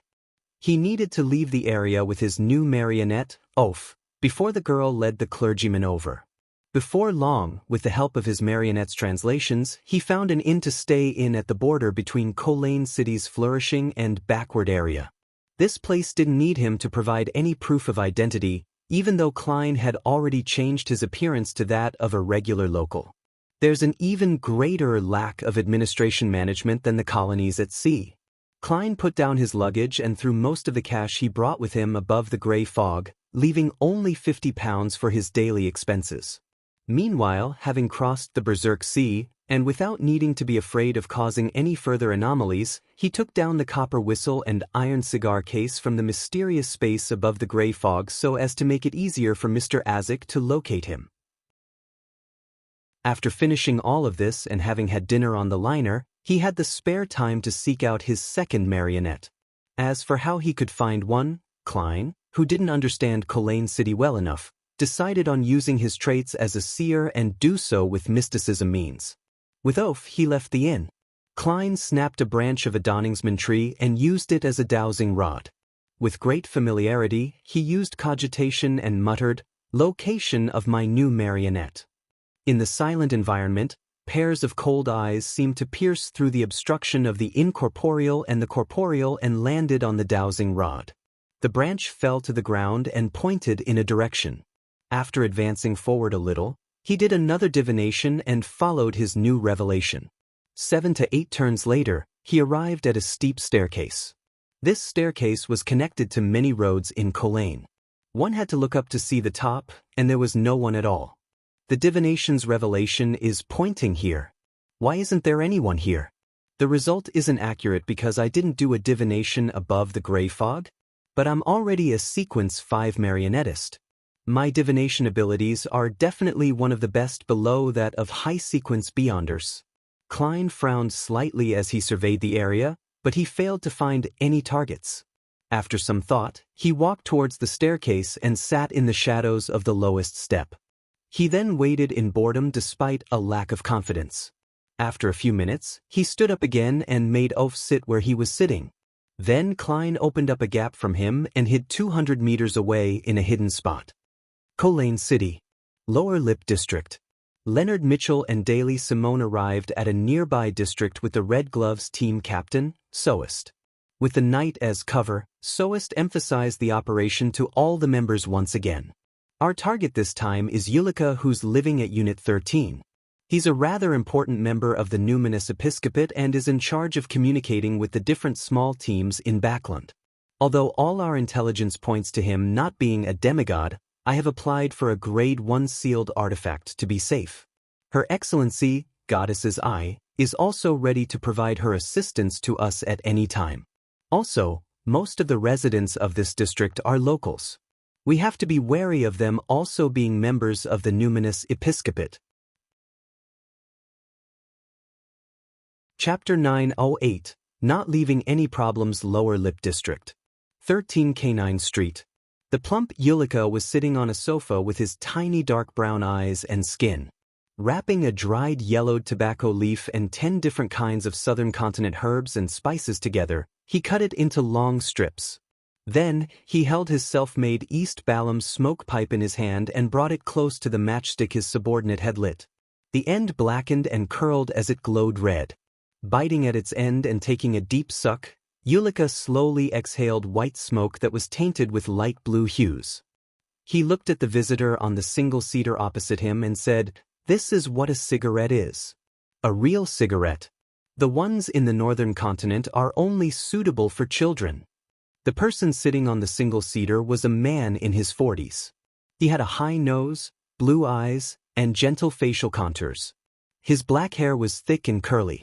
His skin color wasn't too dark, but neither was it fair. He resembled a mixed blood between someone from Lone and Balham. He chuckled upon hearing that as he replied in Dudanese, "Unfortunately, I have zero interest in any kind of cigarettes." "Enzo, you don't know how to enjoy life at all." Before Ulika could finish his sentence, his powerful spirituality that was a result of his pathway had warned him of some danger. The way it suddenly came and appeared in such a pressing manner made Ulika instantly determine that the problem wasn't trivial. He had yet to leap away from where he was sitting when all he saw was darkness. It was as though he could directly see the night sky outside. A strong sense of sleepiness overwhelmed him as he felt a level of serenity from the bottom of his heart. Along Canine Street, be it the houses with lit lamps or extinguished lamps, It became abnormally silent at that very moment. It was as though no living being lived in them, or that everyone had fallen asleep at the same moment. At this moment, the snoring and slumped Yulika suddenly leaped up. His eyes wore the strange combination of a reverie and lucidity. Behind him, a nearly illusory girl with pale skin was stuck to his back at some point in time. This girl's eyes were bluish-green, and her lips were jet black. Her eyes were silently looking to the side, and her ghastly pale and translucent limbs had drilled into Yulika's body as though she was a spirit that couldn't be shaken off. Her existence brought a chill to his soul body, making Yulika barely resist his abnormal sleepiness as he broke free from the influence of a nightmare. Before Yulika could completely regain his lucidity, he instinctively rushed to the staircase. Extending his palms, he exerted strength towards the front as though he was pushing a door that didn't exist. In a blink of an eye, a difficult-to-describe bronze door covered in mysterious patterns appeared in front of Yulika. It wobbled and creaked before cracking open a gap. The gap led to an endless darkness. In it were indescribable eyes that watched the outside world. Meanwhile, large amounts of squirming and strange objects that were still unrecognizable surged wildly from the gap. Yulika was about to continue exerting his strength to open the door and cause the terrifying world behind him to descend upon Canine Street when he suddenly saw a pair of pale, translucent palms appear out of thin air. They passed through the deep darkness and pressed down on the interior of the door's gap. The palms didn't originate from anything. They weren't connected to a body, and the wrist was bloody. It was unknown who had severed them. Both parties exerted their strength as the mysterious bronze door stopped moving. It neither closed or opened further. High above Unit 13, Soist, who was already a spirit warlock, was floating in midair thanks to an invisible force. His hands carried a sundial made of gold as he slowly raised it high. When the golden sundial was finally raised above Soist's head, its resplendent glow flowed out and quickly outlined and became one. Suddenly, another sun seemed to appear in midair, directing all the light and heat at 13 Canine Street. None of that caused any damage as they penetrated through the building and landed above the bronze door, enveloping Yulika who was standing in front of it. Yulika instantly grimaced in extreme pain as the pale and nearly translucent girl let out a shrill scream, but it was stopped by the sunlight and drowned by the onslaught. She warped and quickly evaporated, producing wisps of black gases that dissipated into the sea of light. There wasn't a single spot inside the building that remained dark. After the sunlight faded, the indescribable bronze door had already vanished. On the ground was a black swollen corpse that was effusing pale yellow oil stains. With a boom, the corpse tore apart as a thin, tiny figure leaped out from inside. This figure had identical looks to Yulika, but its skin was raven black as though it was stained in ink. The surface of its body that stood at a height of around 1.2 to 1.3 meters had sticky pus flowing across it. The moment he appeared, he dashed for the staircase with a ludicrous speed. Burrowing into the cellar, he opened a secret trapdoor he had prepared in advance as he dashed forward as fast as he could. In just 10 seconds, the miniaturized black version of Yulika saw the entrance, Hope. He didn't lower his guard as he gently clenched his right fist, producing about 8 transparent illusory figures from his body. They were of all kinds of shapes and sizes, as though they were an abomination that fused the characteristics of humans, plants, and certain animals. Some held Yulika's arm, others lifted his feet as they took off in flight. Right on the heels of that, a mechanical switch was shifted. Gears started rotating as the exit door flung open, leading to a silent and dark street corner. Further ahead were streets that stood on lower ground, and on the 2 sides of the streets were rows of houses. They appeared like the sea that churned with the light of the crimson moon. Yulika was just about to use the help of spirits to fly out of the secret passage and disappear into the other districts of Colane City when his eyes reflected a foggy lake. The lake shimmered with light, producing a tranquil beauty. In the middle, concentric circles rippled out as beautiful and illusory figures floated up. This was a powerful type of spirit. Human legends often deemed it the goddess of the lake. Many a time, the strength of a spirit guide depended on the deceased or a natural spirit they found and controlled. It was the same with spirit warlocks. However, the inclination for spirit guides were the deceased, while for spirit warlocks, they were better at controlling natural spirits. At this moment, the strange transparent figures around Yulika uttered a monotonous sound of horror. Throwing away the arms and legs they were carrying, they drilled into the thin pitch-black body like the wind. With a crash, Yulika fell to the ground, but he didn't feel any pain, which was a result of intense sleepiness assaulting him. It made him fall asleep without realizing it. At the exit, Daily Simone, who was wearing a spirit medium robe, with her face made up with blue eyeshadow and blush, walked out of some unknown location. Looking at the 1.2-meter tall Yulika, she said, "The deceased spirit he fused with is very strange. If it doesn't use a living human's body as a house, it will quickly dissipate. We need to make every second count in order to obtain information." In the shadows beside her, Leonard Mitchell walked out. He looked at Daily Simone in surprise and said, "Aren't you a spirit guide? How do you control a goddess of the lake? Aren't you a poet? Why don't you write poems?" Daily snapped back. On the other end of the street, on a gentle cliff, a figure quickly moved downwards with the protruded pieces of rock, quickly landing in the shadowy corners of Jaw Street below him. His skin was light-colored and his eyes were blue. He had thick raven-black hair that curled slightly. He was none other than Enzo, who had been a guest at Yulika's place at Lower Lip District's 13 Canine Street. Enzo wasn't a member of the numinous episcopate. He was one of the traders of the life school of thought that had escaped under the enticement of the Rose School of Thought. Furthermore, he was neither a beyonder from the apothecary pathway that led to the vampire sequence, nor did he worship the primordial moon. He was only a person who didn't wish to accept the various rules set by his teacher and his teacher's teacher. He wished to lead a carefree life and take advantage of being a winner. Such a state of mind was strongly advocated by the Rose School of Thought's indulgence faction, so it didn't take long for him to formally join them, allowing him to freely satisfy all his various desires. This time, he was representing the Rose School of Thought to make contact with the numinous episcopate in Colane and discuss the possibility of cooperating on certain matters. To his surprise, tenebrous deceased Yulika had suffered a sudden raid by the Church of Evernight. It was a high-level raid. Thankfully, I'm good at anti-divination. The Church of Evernight members didn't know ahead of time that I was at Yulika's place, and they didn't pay too much attention to me. They just thought of me as Yulika's subordinate, allowing me to find a chance to escape the core region. Besides that, sunlight mainly purifies objects with the power of death, evil, and corruption. It didn't deal much damage to me. That's likely a demigod-level attack. Enzo walked to the shadows in the street and couldn't help but recall what had just happened. After fleeing quite a distance, he turned to look behind him and discovered no one was chasing him. He immediately heaved a sigh of relief and chuckled. A winner is a winner, the eternal winner. Enzo recovered his usual confidence as he proceeded down the street with a smile. Then, he turned to his left and quickly moved down the stairs. It was a steep and long staircase that reached many lower-level streets.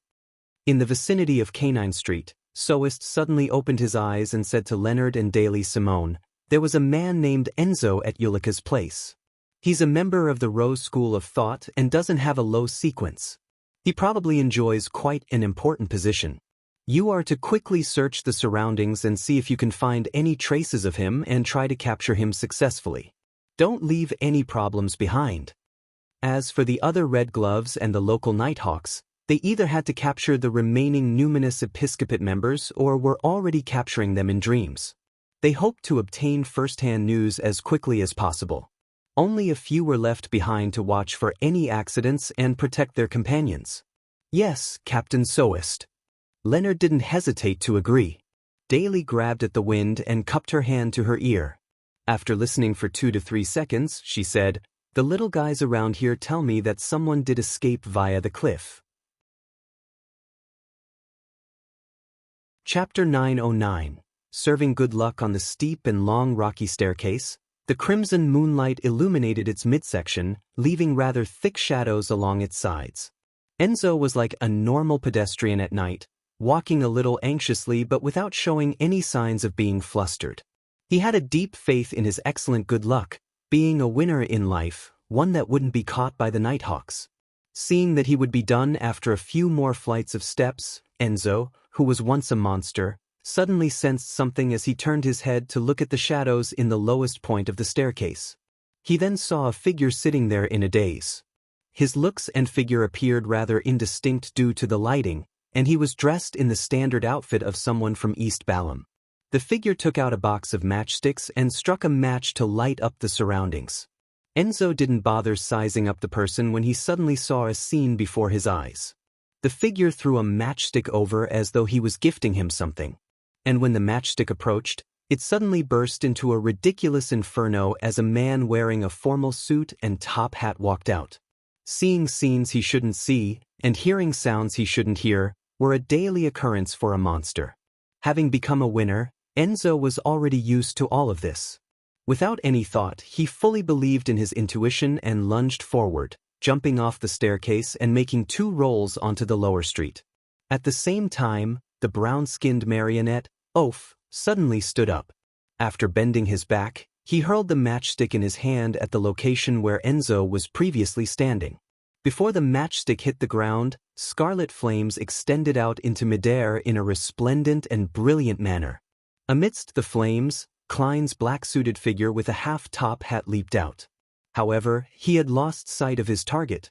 Klein had discovered someone rapidly coming down the staircase about 10 seconds ago as though he was hiding from something. Suspecting that this was his new marionette, he immediately did a dream divination and obtained the revelation that the man was related to the Rose School of Thought and wasn't anyone good. With such a result, Klein didn't hesitate to take action. Unfortunately, due to the lack of time, he didn't have the time to use Paper Angel, which had been recorded in Creeping Hunger, to interfere with the target's spiritual intuition, and as a result, it made his ambush fail. At this moment, Oaf had already left the final flight of steps on the staircase. He was running with large strides towards Enzo, who had just stood up. Enzo's mind stirred. Without dodging, he nimbly turned his body to the side, avoiding the ordinary attack. Then, he drew his gun and quickly aimed. With a bang, he shot Oaf's chest. As blood gushed out, Oaf staggered for a moment before collapsing. His breathing rapidly weakened. Klein took this brief opportunity as his body vanished, phasing right in front of the target to block his escape route. Enzo seemed to have an inexplicable strange premonition. He immediately tightly shut his eyes. He didn't know why he did so, but as a mid-sequence beyonder of the fate pathway, believing his intuition was an instinct. Immediately after that, Enzo frantically switched directions. Attempting to rely on his spiritual intuition, he rushed into another street, but at this moment, the man in the suit who didn't have any outstanding features appeared in front of him again. Klein's figure kept disappearing and appearing in every direction, as though he was running around Enzo at high speeds, often blocking his path but not dealing any direct attacks. Whether he used Beyonder powers or not, it made Enzo face a figure wearing a black suit and half-top hat no matter where he turned to. For an instant, Enzo with his eyes closed even imagined that he was facing a group of enemies instead of one enemy. A traveler was often able to create the effect of being besieged. In just 10 seconds, Enzo, who had failed to find a path to escape, suddenly jolted. His actions instantly slowed down as his mind and joints seemed to be injected with glue. Traveling works well with a marionettist as well. While Klein was phasing around, he kept maintaining a distance of 10 meters from Enzo. He had been secretly controlling his spirit body threads all this time. No good. He doesn't attack, and is only blocking me, not because he is waiting for the Nighthawks, but for another reason. Enzo, who still had his eyes shut, felt his heart tighten. Suddenly, he stepped onto a rock, causing his body to lose balance. He slammed heavily to the ground, causing his revolver to fly several meters away. Plop. The pain and shock had snapped Enzo out of his suppressed state. He found his fluidity again. Enzo was no stranger to such accidents. As a winner, he often obtained an advantage due to all kinds of low-probability events and thus clinch victory. Without hesitation, he was just about to dash towards the end of the street to his side and flip over the fence to jump into the sea, allowing what fate had arranged for him to escape his predicament when another scene flashed in his mind. In it, he was breaking out into a coughing fit, to the point of not being able to stand up or open up his stride. Ailments. The enemy can infect me with ailments. He isn't attacking me and is simply blocking my escape route in order to keep me in this area, thus infecting me with ailments in an unnoticeable manner. Enzo's heart skipped a beat as he suddenly felt a strong sense of delight. The green essence ring he wore came from a believer of the primordial moon. Upon activation, it could easily treat any ailments or injuries that weren't too serious. This is luck. Enzo pretended to not discover the infectious ailment in the air. Exerting strength in his palms, he lunged forward and followed his predetermined route towards the fence at the end of the street. Moments after he took 2 steps, he suddenly coughed and involuntarily slowed down. His coughing didn't quell like usual. Instead, it was worsening as though he was about to cough out his lungs. Klein's figure flashed and appeared behind the target while he maintained 10 meters from him. At this moment, Enzo spread his arms and allowed invisible waves to ripple out of his body.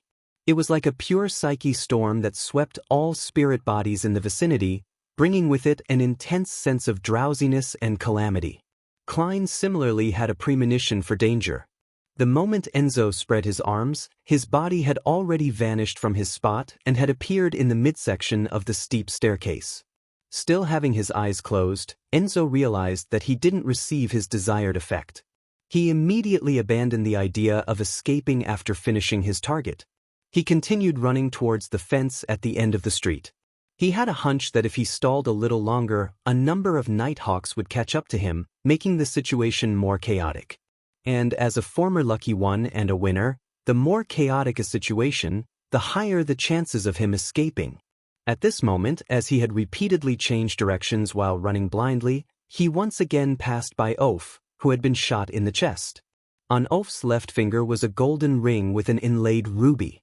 A sanguine beam flashed from the beam as Oph's injuries began recovering. He bounced up and widened his mouth, biting down on Enzo who was running past.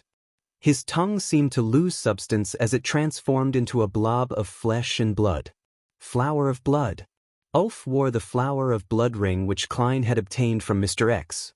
It could randomly allow the wearer to abandon any rationality in order to become a beast. On the other hand, it could allow the wearer to control their body at a deeper level. As long as they didn't suffer from instant death or become completely purified, they could heal from any kind of injury. At the same time, it also came with flesh and blood magic. It was a mystical item that was very suited for marionettes. Before Klein came out to seek a new marionette, he didn't know which pathway or sequence his target would be. Therefore, to make well-rounded preparations, he made Oph wear the flower of blood ring.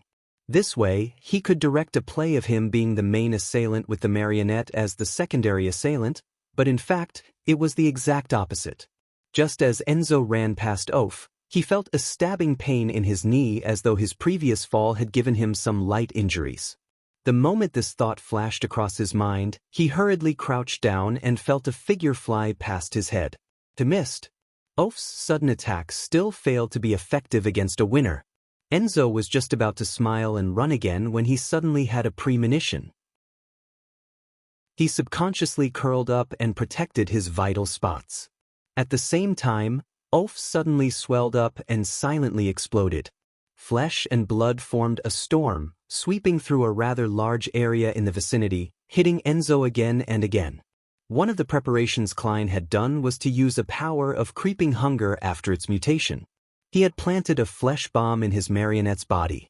With a clank, the golden ring with an inlaid ruby landed on the stone slabs in the street. Klein's figure flashed to Enzo's side. He raised his left palm and made his palm pitch black. As though they were formed of granules, he said a word filled with evil and corruption, slow. Thanks to his luck, Enzo had avoided most of the damage. His lightly injured body suddenly turned still as his struggling actions slowed down. His curled pose changed bit by bit. Right on the heels of that, he opened his eyes due to the pain, and a figure wearing a black suit and half-top hat was reflected in his eyes. Ah! Enzo let out a tragic cry as he raised his hands to cover his eyes. Streams of blood seeped out from the gaps in his fingers. Monster? Looking at his writhing target, Klein pricked up his brows. He continued controlling the spirit body threads and quickly achieved initial control. This time, there weren't any accidents that broke the subsequent procedure. In a half-crazy state with scales growing from his body, Enzo was powerless to resist. Klein rather smoothly deepened his control. Time ticked by when Enzo suddenly stood up and converged the protruded snake-like scales. He pressed his hand to his chest and bowed at Klein. Then, he walked to the side and bent down to pick up the golden ring with the inlaid ruby. Wearing it on his left hand's index finger, it matched the emerald ring on his other hand. Klein held back the urge of looking at himself with his new marionette. He got Enzo to clear up the scene of the remnant flesh and any traces left behind. After doing all of this, he walked into the shadows with his marionette and quickly vanished. Chapter 9-10 Monster Pathway. A few minutes later, Daly Simone and Leonard Mitchell, who had repeatedly made errors in judgment, finally arrived at the top of the steep staircase. They proceeded down the steps at a very slow speed, cautious of their surroundings, and they were ready to enter combat at any moment. However, they failed to encounter any abnormalities even when they reached the bottom of the flight of stairs. They didn't even find any useful clues. Daly grabbed onto the wind, cupped her hand to her ear, and listened carefully. A few seconds later, she looked around her and said, "There was a gunshot. A weapon once dropped around the street bend. If that man named Enzo is dead, who did it?" Leonard asked in surprise. From his point of view, due to the repeated failures they had encountered, Enzo had easily escaped their pursuit. The possibility of a Rose School of Thought monitor silencing him and wiping away any clues was zero. If that were the case, who could have killed that Beyonder who was suspected to be a Sequence 5 or 6? It needed to be mentioned that the Red Gloves had used a sealed artifact to implement anti-divination before they carried out tonight's operation. It was unlikely for anyone to predict it ahead of time and wait there to hunt the escaping Enzo. Daly shook her head. Those little guys didn't see anything. It's likely a Beyonder who's good at anti-divination. Perhaps it's Enzo's enemy, and they had been planning to act tonight. She simply offered a guess of hers, and the duo began independently searching the nearby streets to see if they could find any missed clues. Taking this opportunity, Leonard circled to a fence in a particular street. Suppressing his tone, he asked, "Old man, did you discover anything?" Inside him, Palaz Zorost replied after 3 seconds, "You should have heard a tragic scream and had used that to correct the direction of your pursuit effort. It was let out by Enzo. He had apparently seen something extremely terrifying and indescribable, something that could directly cause damage and corruption to his soul body." Leonard was taken aback for a moment. He narrowed his eyes as he repeated softly, "Extremely terrifying and indescribable." Inside the inn, Klein teleported back with his new marionette. He then made his marionette stand to his side as he sat down. As he sized up his marionette, he sighed. A Beyonder of the Monster Pathway. But he's still inferior to Senor. There's no way for him to hide in a gold coin for ease of transport. I can only let him follow beside me. From his Beyonder sequence, he isn't a core member of the Rose School of Thought, but his sequence isn't too low. Some importance must have been placed on him. That also means that if I don't disguise him, it's very easy for me to be targeted by the Rose School of Thought. On the contrary, I can probably use him as bait to fish for another wraith. When the time comes, he can walk alone while I hide 200 meters away to wait for the bait to be hooked. No, I can't. I mustn't let greed get to my head. The southern continent is where the Rose School of Thought is active. Once I expose my location, with how much importance the Mother Tree of Desire places on me, not only will a saint come, even an angel might appear. Yes, it's better if I disguise this marionette. As a faceless, I'm quite skilled at disguises. Then, I'll continue using mystical methods to find my next marionette. I'll wait for Danitz to finish his investigation and for Mr. Azik to come find me. Klein quickly made up his mind. Using a myriad of means, he gained an understanding of his new marionette's level and Beyonder powers. He was a Sequence 5 winner of the Fate Pathway. In this pathway, A Sequence 9 monster was one who had super high spiritual perception. They often heard sounds others couldn't hear, and also see things others couldn't see. This allowed them to occasionally see the future and have an acute intuition for danger. Beyonders of this sequence often entered a state of enlightenment as they muttered indecipherable words. It was the reason why they were treated as real monsters. As for the corresponding Sequence 8 robot, the Beyonders would obtain terrifying calculation skills and precise control. The various parts of their bodies in those aspects would be clearly boosted, making them talented at close combat and shooting. At the same time, they also had the powers of divination and anti-divination. Sequence 7 was named Lucky One or Lucky. Beyonders of this level frequently encountered lucky events in their daily lives, like finding money on the street, having enemies miss shots aimed at them, getting dice rolls as they wished, and having women they liked to also like them back. However, their luck wasn't fixed and would fluctuate. At times, they were especially lucky, and at other times, they were no different from an ordinary person. Therefore, it wasn't something that could be relied upon, and one had to temper one's expectations. Sequence 6 was Calamity Priest. On the one hand, Beyonders could passively suffer all kinds of calamities, but they could foresee it and make preparations to eliminate or mitigate the effects. On the other hand, they would actively attract different kinds of calamities, affecting a target and enemy as a result. Then, using one's advantage of being lucky, avoid most of the danger and attack during the chaos. To put it simply, they could pull their opponents into a situation where they could take advantage of their strengths the best. Of course, many Calamity Priests could use the dangers of their own passive encounters to attack their enemies. Meanwhile, Calamity Priests could create psyche storms. Using their spirituality that surpassed that of other pathways, they could directly affect their opponents' soul bodies, causing them to feel dizzy and lost. If a Calamity Priest's enemy entered such a state, they were extremely prone to making errors. It caused the calamity to snowball and eventually devour them. And at Sequence 5 winner, Beyonders could control their luck to a certain extent. They could use their own temperance to accumulate large amounts of luck. At critical moments, they could dramatically reduce any dangers to their life multiple times. From time to time, they could also encounter beneficial situations that have extremely low probabilities in their daily lives. For example, due to someone's mistakes, they might receive an inheritance. The strange, comedic way they walked caused them to catch the fancy of a member of the opposite sex, or their enemies who were pursuing them would foolishly get lost or make errors in judgment. At this level, Beyonders of the Fate pathway had a very keen sense of foresight. Be it divination or anti-divination, they were mysticism experts. In addition, they could also give their enemies bad luck to a certain extent, making their targets become unlucky. Beyonders of the monster pathway are really extreme.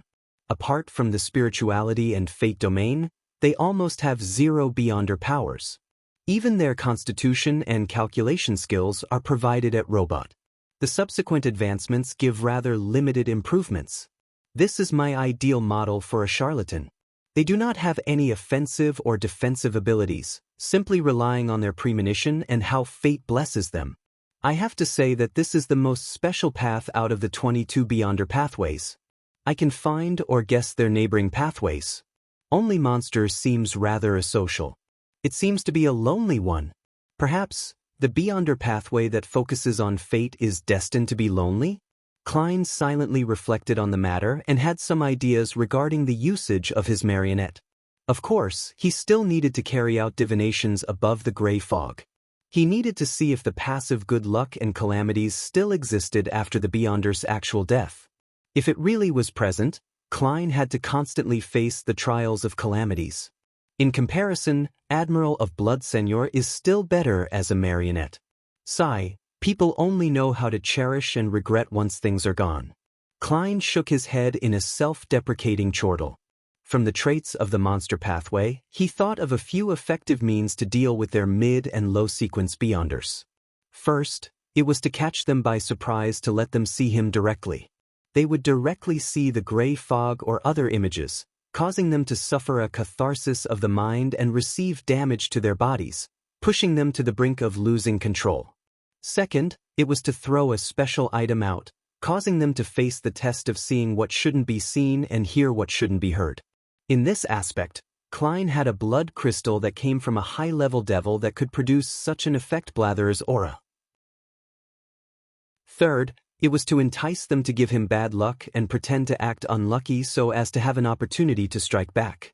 Amidst his thoughts, Klein made the marionette empty his pockets, producing £35, 10 solely 7 pence and a leather wallet. The wallet's surface and interior had a flower and name embroidered on it. It appeared to be completely handcrafted. Whether that's your name or not, your name is Enzo. Klein shot a glance at his marionette as he moved his gaze down to the golden ring with the inlaid emerald on his right hand. Via divination, he learned that the ring was named Green Essence. It had one effect: treat any ailments or injuries that weren't too serious. And it was precisely because of this that its negative effects were trivial. It only attracted mosquitoes. Thankfully, I'm not the one wearing it. Monster Pathway Beyonders don't seem to wear many mystical items. Even if they do, they will wear one or two rather low-level ones. This is a requirement of fate? Klein retracted his gaze in thought and looked at Enzo, who was staring at the wall. He had an urge grow within him. He wished to use his Monster Pathway marionette to look at himself. He wanted to know what was so special about him. Will this be very dangerous? I'll lose control as a result even if I'm seeing myself? No, back in Tingen City, Adamasol had also looked straight at me without being a Sequence 9. The only thing that happened was having his eyes bleed and be in a state of pain for a while. Although I have improved drastically from then, Winner Enzo didn't directly break down when he saw me just now. The reaction resembled my reaction when seeing Demonis of Despair Panatia's partial mythical creature form. Do a divination above the gray fog? No, that involves the gray fog itself. The outcome will definitely be interfered with. Rely on my own divination powers in the real world? Klein took out a gold coin and let it run through his fingers. After a while, the gold coin bounced up and fell down into Klein's palm. Chapter 9:11 Strange scene. Klein looked down at his palm as his eyes reflected the gold coin. It was heads. This meant that Klein should use the marionette's eyes to look at himself. After receiving this revelation, Klein remained hesitant. He pondered about holding a ritual to send Enzo above the gray fog. Doing so was relatively safer, allowing the damage and corruption his spirit body suffered to be completely screened by the environment before making an attempt. However, he suspected that he wouldn't receive an outcome. This was because Beyonders of the Fate Pathway were noticing the projection of the mysterious space on his body. Above the gray fog, that uniqueness might no longer exist. It was like an attempt to observe an elephant's body. Instead of doing it outside, he was doing it internally. Pressing his fingers together, he clenched the gold coin in silence for a long while before making up his mind. He suddenly stood up, took out a ritual dagger, and created a wall of spirituality to isolate the room. This was to prevent anyone from hearing the possible screams or strange commotion. Immediately after that, Klein set up a ritual and sacrificed creeping hunger above the gray fog. He was afraid that the glove would turn on him when something happened to him. This was a fixed trait of creeping hunger itself. Once it didn't have its fill and couldn't secure a schedule of eating one person a day, it would view its wearer as food. And Klein starved it more often than he fed it. After doing all the preparations in a meticulous and orderly manner, Klein reached out to take the flower of blood from Enzo and wore it on his left palm. This ensured that he could recover even if he suffered any serious physical damage. At the moment he was about to wear it, Klein thought for a moment and paused. Taking a piece of paper, he wrote, "Remember to take off the ring." He was worried that he wouldn't take flower of blood off after his experiment due to his lowered intelligence. When that happens, perhaps I need a beautiful princess to wake me up with a kiss. No, take off my ring. Klein gave a self-deprecating laugh and exhaled. Removing his outerwear, he wore the ring. Then he cast his gaze at his new marionette, Winner Enzo. The sense of crisis and nervousness was inevitable, but as long as he made up his mind, the experienced him could only forge ahead without flinching. After doing some adjustments and entering a state of cogitation, Klein made the marionette slowly turn around to look at him. With the winner's eyes, he first saw a layer of thin, emanating grayish-white fog. Amidst the fog, there was a resplendent door of light that was tainted with bluish blackness. The door of light was formed from countless layers of spherical light. Each spherical light enveloped squirming maggots. Some of them were transparent, others translucent. They had complicated and indescribable symbols and patterns that had profound meanings. Before Klein could discern the actual details, he felt his mind buzz as he lost consciousness. After an unknown period of time, he slowly woke up. He had momentarily lost his memory, almost imagining that he had slept till daybreak. What happened? It's still dark outside. Klein sat up with a push of his hands, only to realize that he was on the ground. At this moment, he caught sight of Enzo through the corner of his eye. Plenty of scenes and voices suddenly surged through his mind. That's right. I was trying to figure out what beyonders of the monster pathway can see from my body. I suffered too much stimulation and fainted immediately. I still vaguely remember painful screaming. Was that me? Klein, who had recovered his memories, hurriedly inspected his condition. He was surprised to see a bloody, gruesome wound on his body, as though something was about to tear out of it. At this moment, flesh was squirming in the wound, reforming at an abnormally fast speed. Klein then looked to the ground and saw that there was blood that had outlined a silhouette of where he was lying down. Thankfully, I wore flower of blood. Otherwise, I might have slowly died due to the heavy injuries brought about by the breakdown of my body. After I resurrect, I wonder if I'll be in a human form or a monster form. Klein raised his hand and rubbed his temples as he scanned his surroundings. He found that the furniture had toppled, but the wall of spirituality remained intact. He heaved a sigh of relief, confirming that the abnormality was only limited to himself and a small area around him. Nothing had spread, and from the speed at which his wound was recovering at, Klein determined that he hadn't been unconscious for more than a minute. He picked up the chair and sat down, feeling as though he had forgotten something, but he just couldn't recall what. Only when he instinctively cleared the area did he see a note with the words, "Remember to take off the ring." Only then was he enlightened as he removed the golden ruby ring on his left hand. More memories surfaced as Klein shook his head and muttered with a lingering sense of fear and amusement. Luck is really important at times. If the negative effects of the flower of blood randomly reached its peak potency, I might not be able to recognize those words and fail to be reminded.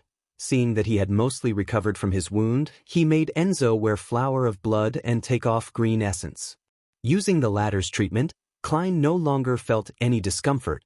He focused his attention back on the scene he saw. It was a scene that beyonders of the fate pathway saw on him. A door of light tainted with bluish black. Countless spherical lights.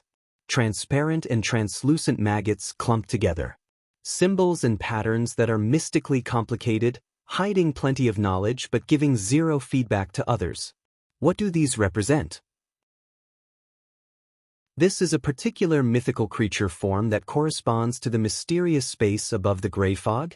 It's one that belongs to a sequence, O true God? Due to the gray fog screening, only beyonders of the fate pathway can see it directly, suffering the visual impact and corruption. Likewise, it's also because of the gray fog screening that those beyonders don't directly break down as though they are seeing a deity with their own eyes while also not receiving any knowledge. Klein thought for a moment and began to use divination to decipher the hidden meaning. The door of light seems to resemble the symbol behind the apprentice's chair. It might also point to Mr. Door. Countless stacked spherical light is identical to my cogitation, and the latter stems from the mythical systems as described by some novels from Earth. Influenced, my subconscious chose the most relevant and closely matching memory? Or could it be that my choice influences the expression of the scene from the gray fog? The distorted and transparent maggots are similar to the clump of maggots on the gigantic throne on the main peak of the Hornacis mountain range, but there are some tiny differences. That sequence, O the Fool of the Seer pathway? I didn't manage to see the translucent ones clearly. It's hard to tell. Also, the bluish-black color keeps making me connect it to the depths of the mysterious space that I can't reach. Back when I stood on the highest step of the staircase of light, I could see some hints of bluish-black on the cloud-like mass that condensed in midair. Klein thought about it for quite some time but failed to receive an answer. All he could do was keep it at the back of his mind and analyze it when he had more information and clues. After clearing the scene, he took 4 steps counterclockwise and went above the gray fog. He planned on doing a thorough inspection of his physical condition and confirm if Enzo still had any passive luck or bad luck. Bam. In the poverty district, in a dilapidated house that wasn't too big, Admiral of Stars Katlia was sitting behind a table looking at the door when she heard a unique knocking pattern on the door. "Come on in."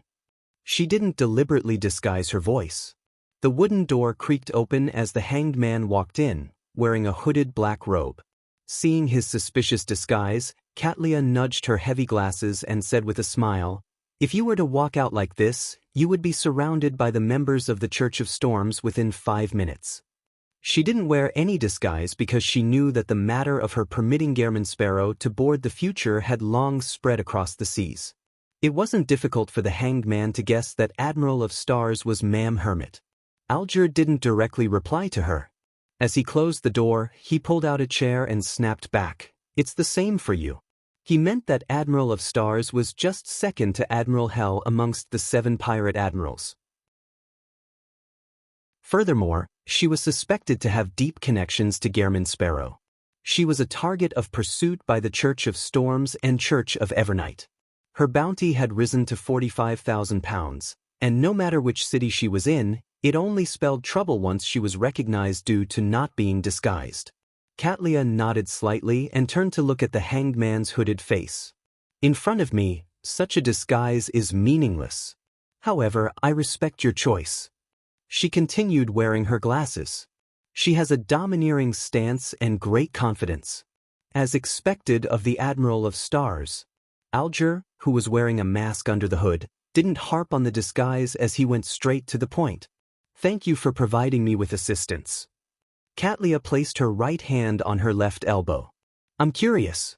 With your present strength and the resources you have, you should be able to resolve the artisan's problem even without my help. Why are you being excessive?" Alger was already prepared as he succinctly replied, "I do not wish to become a topic of discussion for others." Katlia seemed to grasp the meaning in between the lines. Pondering for a few seconds, she said, "I need more information." Alger nodded lightly and said, "According to my observations and guesses, the artisan is likely controlled by those who believe in the primordial moon. The latter belong to the original faction of the southern continent, not the traders of the life school of thought." Katlia's expression remained unperturbed as she thought for a moment. "Why don't you find Mr. Moon? He should be very interested in such matters." Alger curled his lips and replied in a normal tone, "If we aren't able to resolve it, I might do so." Chapter 9:12 Origins of the Artisan. Katlia understood the hanged man. If the problem was too serious, they could use the moon to involve the entire Sanguine race. They could then minimize their losses in the chaos and obtain some benefits. She then smiled and said, "If the situation is that serious, why not directly find the world? That seems to make things simple." Alger remained silent for a few seconds before saying, "I have to prove my ability at handling problems, therefore, that's the final resort." After hearing his reply, Katlia immediately made some connections. The hanged man places great importance on the way Gehrman Sparrow views him. It's because he's a blessed of Mr. Fool? Also, his attitude is rather identical to the political jokes of Backlund and Trier. When facing a problem or having committed a mistake, the first reaction is to suppress the matter and find other methods to resolve it. They cannot let their superior or consignor know about it. This means that the hanged man was once or is currently a member of a powerful faction with a strict hierarchy. It influenced him and made him grasp similar traits. The Church of Storms? No, such a person would be an oddity. The fleet of the King of the Five Seas? Amidst her thoughts, the pirate admiral nudged her heavy glasses and steered the topic back. Continue describing the artisan. Alger appeared to have prepared a script. Without any thought or pause, he said in an unhurried manner, "To hide this artisan's identity, To prevent this resource from being wielded by others, I deliberately constructed the identity of him being part of the Church of Steam. But in fact, he had no choice but to create items for unaffiliated Beyonders to earn money to maintain his lifestyle of enjoying fine wine and beauties. He betrayed the Church of Steam and hid in Byam. This time, he first contracted a strange disease and was monitored by an unknown person. Later, he seemed to be under control of people who believe in the primordial moon, claiming that he could receive new life. Katlia finished listening attentively as her eyes with a purple tint appeared extremely focused. After the hanged man finished his recount, she pondered and asked, "An artisan definitely has no lack of mystical items. Furthermore, they know all the combinations of different Beyonder effects and negative effects. Their strength is definitely at sequence 5. What methods did those primordial moon believers use to control this artisan without harming him? A demigod was involved?" Alger slowly shook his head. "There aren't any clues regarding that, but based on my observation, the artisan has expressed some willingness. I suspect that, while being threatened and coerced, there are elements of them targeting his weaknesses to entice him." He had indirectly denied the theory that a demigod was involved. Katlia nodded.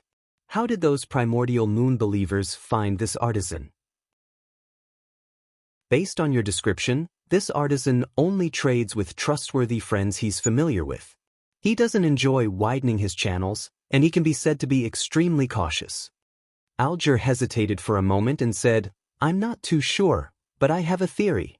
I once helped the world sell a werewolf Beyonder characteristic to that artisan, and the werewolf pathway belongs to the mutant pathway. Be it the formulas or characteristics, they are firmly in the control of the Rose School of Thought. There are seldom any leaks. Likewise, those people who believe in the primordial moon in the southern continent basically belong to the Rose School of Thought." Katlia added inwardly, having figured out the hanged man's theory. He suspected that the werewolf Beyonder characteristic had a latent problem that involved a secret existence. This resulted in the artisan being targeted by the Rose School of Thought. And this was also the reason why the Rose School of Thought firmly wielded control over the mutant pathway's formula and characteristics. Katlia raised a few more questions and obtained satisfactory answers. Finally, she asked, "What's that artisan's name? What country is he from?" "He's from Intis. He calls himself Sealf," Alger replied straight away. "Sealf?" Katlia frowned slightly as she repeated the artisan's name softly. "What's wrong with that?" Upon seeing this, Alger directly asked, "You've heard of him?" From Alger's point of view, Admiral of Stars was an experienced powerhouse with a powerful background and was good at controlling herself. If she hadn't wished to discuss Sealf, she wouldn't have made it so clear even if she had her suspicions and questions. Due to this, he chose to ask without mincing his words. After a moment of silence, Katlia said, "Emperor Rosel's eldest son is Seal. It's very similar to that name." Without waiting for the hanged man to say a word, she continued, "This prince passed away due to his horror and concerns shortly after the emperor's assassination. Back then, the Sauron family wished to hang or exile his descendants, but the Church of Steam chose to take him in as a clergyman." Alger nodded slightly in enlightenment. "You suspect that he's a descendant of that prince?" In most countries in the northern continent like Intis and Faesak, it was common for people to use their ancestor's name or something similar as their names. It represented the legacy of honor. Therefore, the more illustrious a family was, the more common it was to have the second or the third. Of course, it was also very common for two people to have similar names, but Artisan Sealf wasn't only a name. He was from the Church of Steam, a person from Intis, and had reached the level of artisan. Faced with the hanged man's question, Katlia nodded gently. "I can quickly make a confirmation if you can obtain his blood." Understanding the reason, Alger didn't ask further. Instead, he asked, "Are you going to take action now? I can provide support." Katlia's glasses reflected the crimson moonlight that shone inwards. "No, I plan on observing for some time. At the very least, we need to understand why the people who believe in the primordial moon are trying to control Artisan Sealf. If they only wish to get the artisan to work for them and create mystical items, the situation becomes a lot more simple. And if they have other goals, the problem might be more complicated than we imagined. We will need to make more preparations. As expected of the Admiral of Stars, Alger nodded and said, I can't stay in Byam for too long, or else I will incur suspicion. If you need my assistance, it needs to be fast. After receiving confirmation from her, the hanged man slowly got up and pulled up his hood before leaving the room. Having learned where Artisan Sealf was presently living, Katlia removed her heavy glasses and pinched her glabella. Clapping, she said, Heath, come in. In the shadows of the door gap, the darkness suddenly stirred as a thin and tall but pale figure appeared. His nose bridge was ridiculously high, and his facial skin was nearly transparent. Looking ill, he was none other than the second mate of the future, Rose Bishop Heath Doyle. Katlia looked at him and said, The actual situation is, I'll leave the rest to you. Yes, Captain. Heath Doyle simply replied before shrinking back into the shadows. Katlia raised her right hand and paused for a few seconds. Stay away from Frank for the time being. He had reached a standstill in his mushroom experiments. I'm afraid that he will come up with new ideas. The location of my second marionette. Klein held two branches as he repeatedly chanted without seeing them move. This meant a divination failure or that Colane City didn't have a second marionette that suited him well. From the looks of it, mysticism methods are temporarily useless. I'll pack up tomorrow and leave. Klein mumbled and threw the branches into the trash can. Standing beside him was Enzo. Although he didn't dare to directly look at his master and was only looking at the ground, he skillfully made a cup of black tea and offered it to Klein. Compared to before, this winner now had red skin that was nearly peeling due to sunburn. After all of this turned for the better, he would have a swarthy tan. To disguise his new marionette and prevent the Rose School of Thought from recognizing him, Klein had brought this gentleman on a trip to the beach which received strong sunlight. He was then left exposed to the sun for prolonged periods of time. Meanwhile, he controlled the marionette to shave off most of his hair, leaving a thin layer. With the trimming of his brows, contouring his face with powder, and wearing shades, Enzo seemed to transform into another person. Even the most familiar of friends of his might find it difficult to recognize him unless the person was a faceless. Apart from a disguise in the real world, Klein also did some mysticism management. Firstly, he used the paper angel's embrace, and second, he carried Azek's copper whistle along with it. In addition, he also determined that a winner's passive luck and calamity trait was ineffective. However, he had no idea if it was because of its status as a marionette, or if it was due to the gray fog. Receiving the tea and taking a sip, Klein cast his gaze at the map of East and West Balam on the coffee table. He considered where he could find his second marionette. At this moment, the colors around him suddenly saturated as though an artist had contoured the area with paint. Right on the heels of that, a figure appeared beside Enzo. He was wearing a silk top hat and a black suit. With a medium build, he had bronze skin and eyes that seemed to see the vicissitudes of life. He had soft facial features, and beneath his right ear was a tiny black mole. He was none other than Azek Eggers. Mr. Azek is finally here. Klein was first delighted before he noticed that he had appeared beside his marionette. This made an amusing scene surface in his mind. Mr. Azek, who had relied on the copper whistle to locate him, had done the same as he usually did, grabbing the copper whistle's wielder by the shoulder and had left using the spirit world the moment he appeared. And all Klein could do was watch helplessly, trying to stop him with outstretched arms. But being a tad bit slow, he couldn't help but clam up. Azek appeared more reticent than before. Looking at Klein, who had a new face, he asked, "Are you ready?" Chapter 9:13 Klein's preparatory work ready? Of course not. Klein smiled as he pointed at Enzo. That glove still needs sealing. As he spoke, the badly sunburnt Enzo removed the human-skinned glove from his right hand with his left hand, which wore the flower of blood and green essence rings. It was creeping hunger. Normally, Klein tended to throw creeping hunger above the gray fog when it wasn't in use. After all, the glove's original seal had been disabled after its mutation. It needed to consume a living person on a daily basis, otherwise, it would feast on the wearer. However, considering how Mr. Azik had already replied, it was very likely that he would meet him soon. Finally, he decided to keep creeping hunger in the real world unless there were unique circumstances. After all, he could already imagine the scene of Mr. Azik arriving.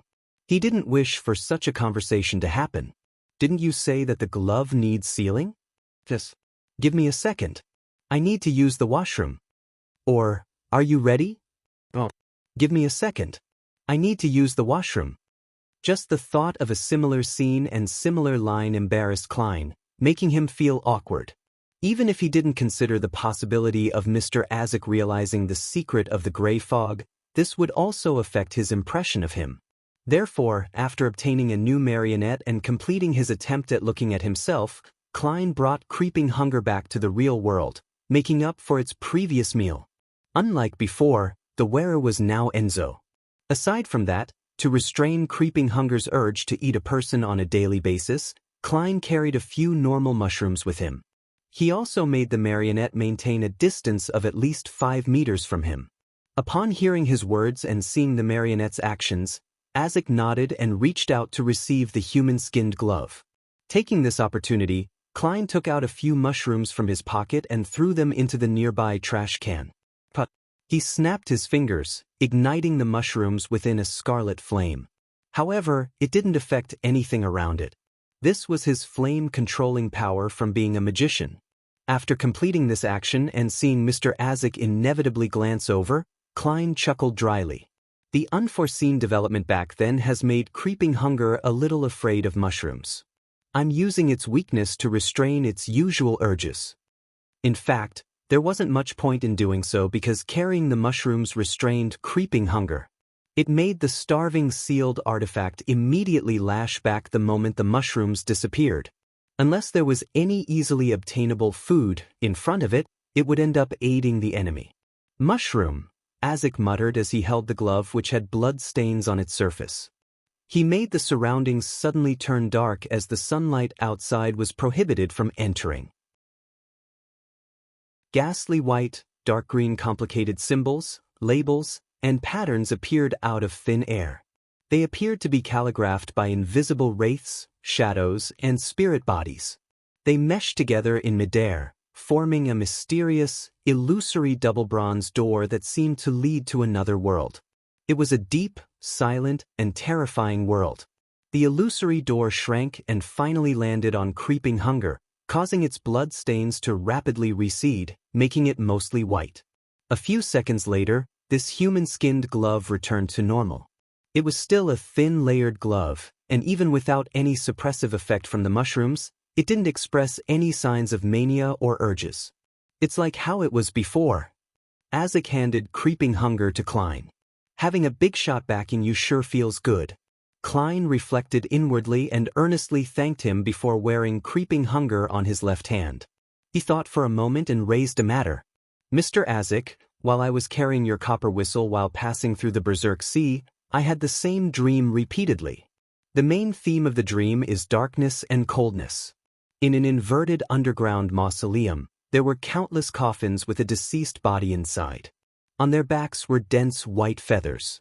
Those feathers were tainted with pale yellow oil, and deep inside the mausoleum was a blob of black fog that enveloped everything. In the dream, you and I were exploring the mausoleum. We triggered something, causing the black fog to produce panting sounds as thin illusory black tubes were extended. I would jolt myself awake whenever I reached this point in the dream.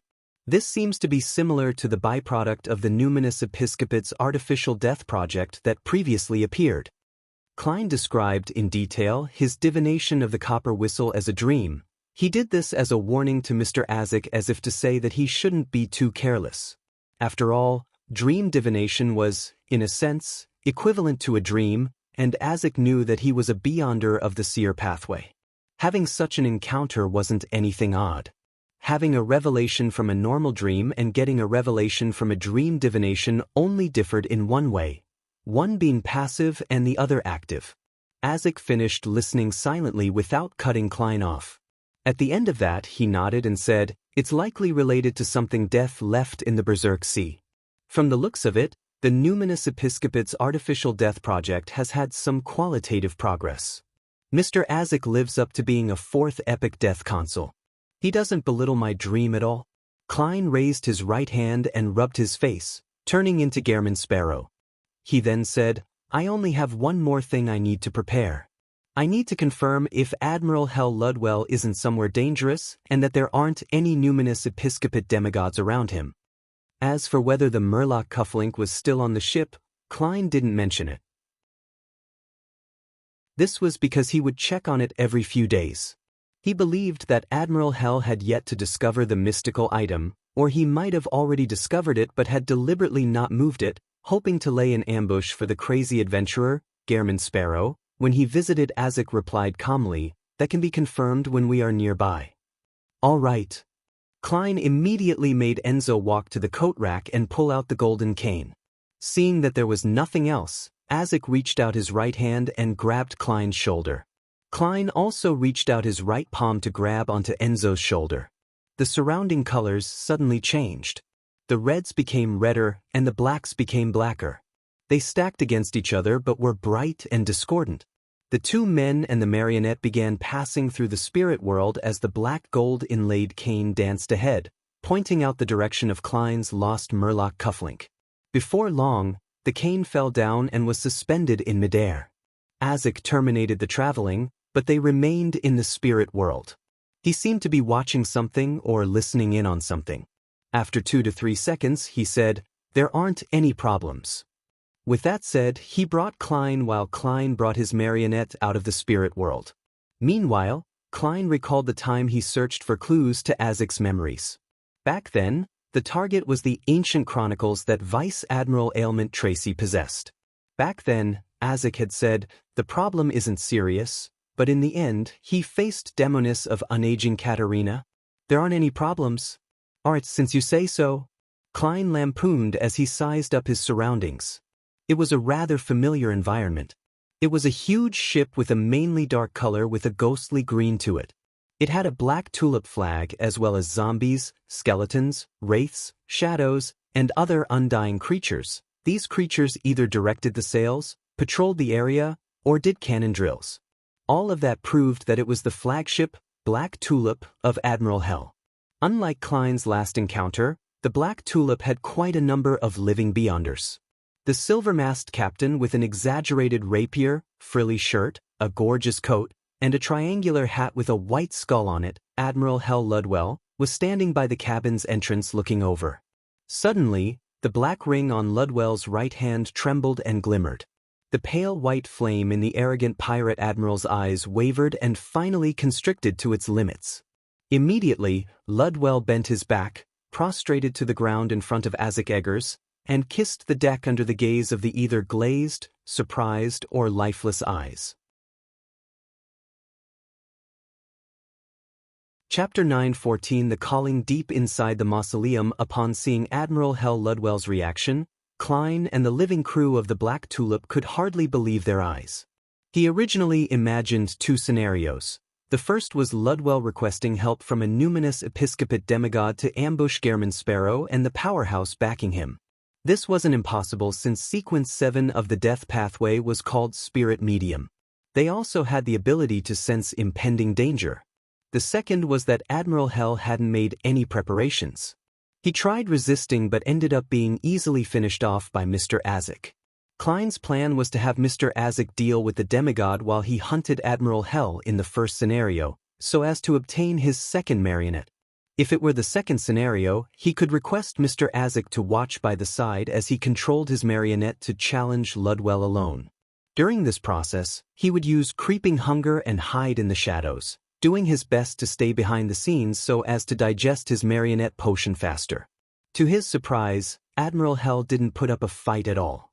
He directly prostrated himself and kissed the deck as though he was Azik's most loyal and humble servant. How are we going to come to blows now? Klein stared ahead blankly, somewhat at a loss for words. And it was silent across the ship. Azik raised his hand and pressed down on his silk hat as he walked towards the prostrating Ludwell at a decent pace. 1 step, 2 steps, 3 steps. He stopped in front of Ludwell and said with a deep voice, What stage has the numinous episcopate's artificial death project reached?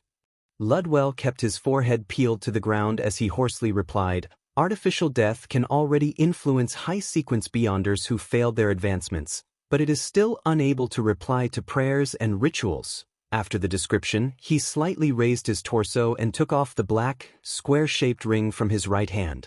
Then, with both hands, he offered it in front of him. Silently, the ring seemed to be dragged by countless spirit bodies as it flew up and landed in Azek's palm. Azek studied it for a few seconds before wearing it on his left index finger.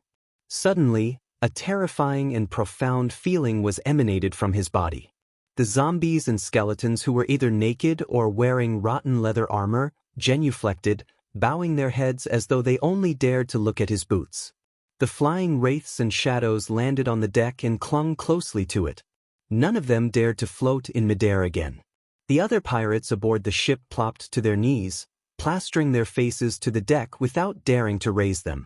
Klein stood to the side, watching Mr. Azek's back and the suddenly empty scene. He turned to Agape, but he didn't say a word. Azek took another 2 steps forward and came to Admiral Hell's side. Then, he turned his body and faced Klein and said to Ludwell, "You shall be his marionette for a year. When the time is up, you can return to the spirit world." Azek said those words without any inflection, as though he wasn't determining Admiral Hell's life and death or future. Perhaps, to him, this was a trivial matter that didn't need him to care for the thoughts and feelings of the person being ordered. Ludwell's body shook violently as though he was furious and indignant. But ultimately, he didn't raise his head. He continued keeping his head peeled to the deck. "Yes, Honorable Death Consul." Just as he said that, ghastly white and dark green mysterious symbols were accentuated as they meshed together, forming an illusory bronze door. The door rapidly contracted and was imprinted inside Admiral Hell's forehead. Klein looked in surprise and puzzlement. Only when Mr. Azek nodded at him and pointed to Admiral Hell did he blankly step forward and enter a 10-meter radius. He began controlling Ludwell's spirit body threads. The pirate admiral almost leaped up a few times to flail his arms, but none of that happened. Soon, his thoughts turned sluggish as he subconsciously resisted. After a while, the silver-masked Admiral Hell Ludwell stood up. Bowing his head, he retreated to Klein's side and stood beside Winner Enzo.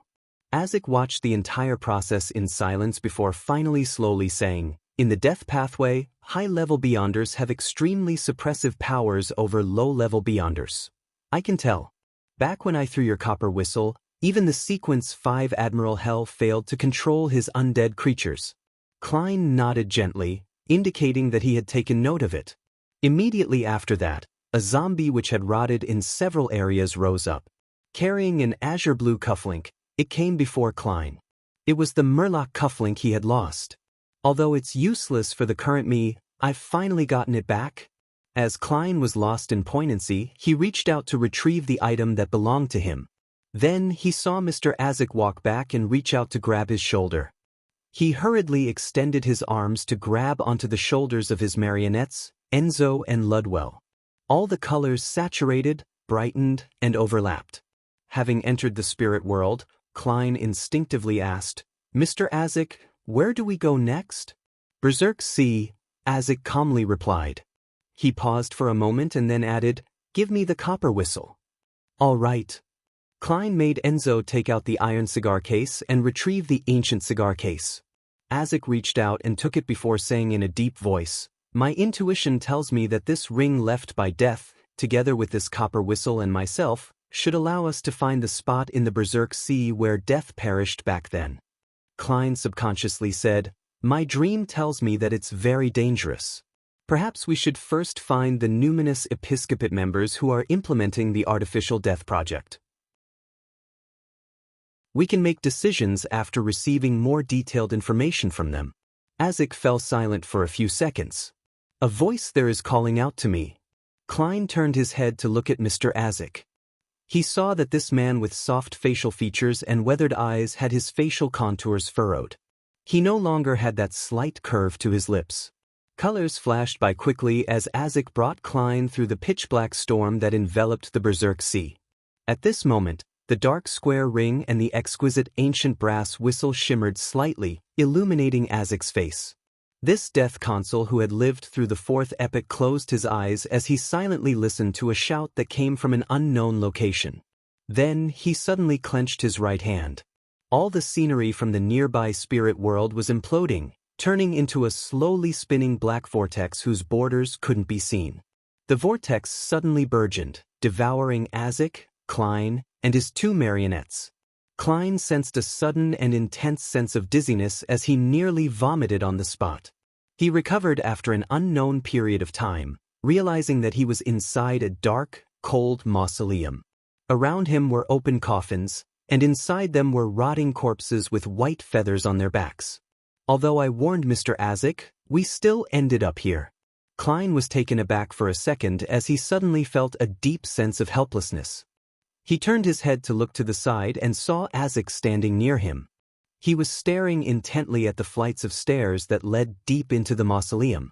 There was a thick black gas emanating in the area as they slowly swirled like smog. The one hiding in there might very well be artificial death, Klein couldn't help but warn. Azek's facial contours were no longer as taut as he curved the corners of his mouth. My slumber from before has allowed me to recall many more things. I saw myself seated on a bone throne, and I saw beyonders and ordinary people lying dead in front of the throne. They hadn't done anything wrong, but they died sudden deaths all the same. One by one, they got up, turning into ghastly undead creatures that pledged allegiance to me. And I was just coldly watching them without any emotional fluctuations. I allowed the disaster to spread through the village and into the city. This made me feel unlike myself. However, I also knew very well that this might be the real me. As Death Consul from the Fourth Epoch's Balam Empire? Klein's lips quivered slightly before he pursed them tightly. Azek rubbed his temples and continued in an unperturbed tone, I sense myself returning to that past. Chapter 9:15 Another, me. Without waiting for Klein's reply, Azek, who was staring intently deep into the mausoleum, continued, I still remember my resurrection after my first death. I was lying in a pale white coffin, and I staggered to my feet. I was feeling horrified, having no idea what was happening. Nor did I know where I was. Before the clergyman collected my corpse for purification, I escaped, stumbling along the way like a wandering ghost. I crossed grasslands, villagers, and cities. I couldn't recall who I was or where I came from. No matter where I went back then, I would hear all kinds of sobbing. When I watched priests presiding over mass burials, I felt sorrow in every corner. Later, I happened to rescue a noble lady and entered her manor. She was a bright and lively girl, and I was like a feral beast from the jungle. I was sensitive, suspicious, self-abased, afraid, and I often showed a cold, indifferent, cruel side that didn't match the morality of a human. She was very curious about me. No matter how I avoided her or what terrible things I did, she would approach me, infecting me with her smile. She would use interesting matters to influence me, and without realizing it, I got used to her pranks and her existence. We secretly got together. She was very worried that her father wouldn't agree to her marriage to a former tramp and present servant. Seeing her melancholic smile, I had the feeling of blood gushing through me for the first time. I rashly told her that I was leaving, but I would return with an aristocratic title and a bridal garland. I joined the army, becoming a knight. I raised a 3-meter lance and charged at enemies. Thanks to the chaos of the Fourth Epoch's wake in the northern continent, I became a baron and obtained a fief I could call my own. I abided by my promise, and with the king's conferment letter, family emblem, a knight's medal ribbon, and my self-made garland, I married my bride. Upon saying this, Azek's expression gradually turned gentle, as though he was reminiscing and recalling something. The corners of his mouth curled up without him realizing it. Klein's heart stirred from hearing this, as though he had met the familiar Mr. Azek again. What happened next? He carefully guided the conversation. Azek looked ahead and said, Later, we built a castle on our fief. We had children, a boy. He grew up very quickly, and I could tell that he would grow up to be tall and stout. He enjoyed combat, often running around while dragging a broadsword, claiming that he wanted to become a knight. I thought it was just child's talk that wouldn't last. However, even if he broke his leg or hurt his head, he didn't abandon his training. He thought that I wouldn't be able to see him if he hid in his room grimacing while tending to his wound. He underestimated his father. All the spirits in the fief were secretly under my service. Year after year passed. I recovered more and more of my memories. My wife often grumbled that the castle was too cold and dark and that she wished to go somewhere with sunlight and warmth. I satisfied her request, but it was only much later that I realized that it wasn't because she disliked staying in the castle, but that she was afraid of the changes happening to me. She was afraid of the colder me who was becoming a stranger. She never told me these things, spending time with me like she always did. We spent a beautiful time by the seaside in the south, and we even thought of having a second child, but unfortunately, we didn't succeed. It was only when I sensed that my next death was approaching did I return to the fief, to my castle. My son, that boy, told me that he wished to head to Backlund to become an attendant to viscounts or earls and begin his journey as a knight. I asked him why he had made such a choice when he was only around 10. He told me that I was his idol and role model. He wished to become a noble by being a knight like me without the help of his parents. Back then, I had already recovered most of my memories. Faced with that child, I always felt a little awkward, unfamiliar, and uncomfortable. But when I heard his answer, I still felt an indescribable joy, satisfaction, and pride. He was my son, completely different from the children I had back when I was in the Balam Empire. Klein knew that Mr. Azik was talking about his identity as Baron Lamadai. And the child who made him proud and satisfied had been poisoned to death in his middle age or advanced years. He was nailed in a coffin and even had his skull taken away by Insanguil. Azik's gaze went adrift for a moment. I died once again and woke up in a groggy manner.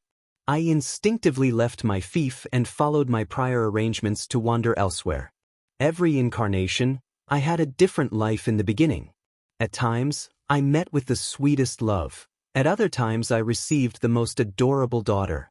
The love, helplessness, and satisfaction left me taken aback, puzzled, and stumped again and again as I gradually recovered my memories. There was once a time where I was a filial son.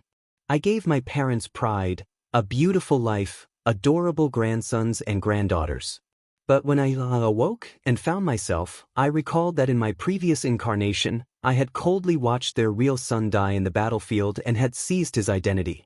On the one hand, I felt pain and guilt, and on the other hand, I felt it was nothing, something trivial. My inner heart seemed to dissociate into two. Back then, I had a mask that allowed me to change into anyone, but I lost it after awakening. This might have been something I deliberately lost. Klein recalled Mr. Azik's mention of a daughter who liked getting sweets from him. After some deliberation, he asked, "I believe that it isn't a dissociation, but that you are fighting against madness." After losing your past memories, you, who restart your life, are always kind and warm, with rich emotions. At your present state, you probably recognize it even clearer. This might very well be the true you, your essence. And as a death console, you suffer the effects of the Beyonder characteristics' latent inclination towards losing control. You suffer the influence brought about by a high-level death pathway Beyonder. I heard that had already gone mad after the War of the Four Emperors. Klein's words weren't without much evidence, because he only knew a few of Azik's incarnations: Baron Lamud, the father who made a swing for his daughter, the filial child, and the warm and friendly history teacher. His goal was to provide a guess, a possibility to help Mr. Azik resist the death console personality that came with his memories. It allowed him to introspect his past incarnations and use this to achieve a particular compromise with himself that wouldn't be too cold.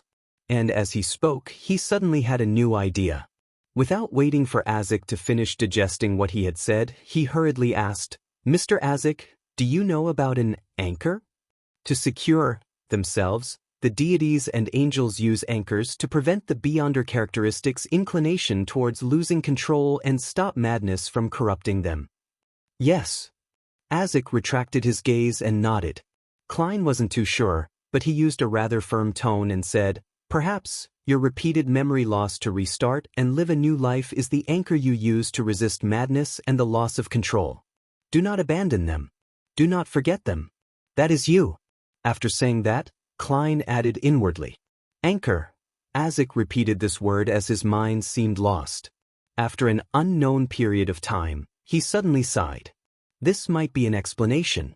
At least, it lessens the intensity of my mental dissociation and conflicts.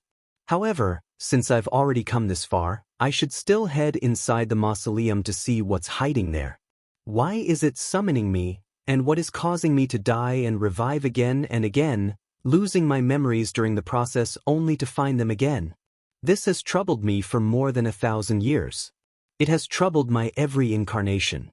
I believe I can receive an answer today. The look in his eyes turned clearer as his voice seemed gentle, but there was an indescribable firmness in it. Klein wanted to stop him, but moments after he opened his mouth, he closed it again. Isaac pressed down on his half-top hat. Without turning his head, he said with a gentle smile, "Remember to close your eyes." With that said, he walked forward, following the flights of stairs as he headed for the deep depths of the mausoleum. The wafting black fog didn't produce any more panting sounds. It slowly scattered into its surroundings, accentuating the illusory object that was coiled at the bottom. It was a massive feathered serpent that seemed to occupy an entire island. It had huge, dark green, nearly black scales. Amidst the gaps were feathers covered in yellow, oily stains. On every feather, there were thin, illusory black tubes extending outwards. The exaggerated feathered serpent was both illusory and real. Its actual form was hardly describable. It seemed to be a combination of things incomprehensible to humans. Its eye sockets were burning with pale white flames. Its face was that of a human's.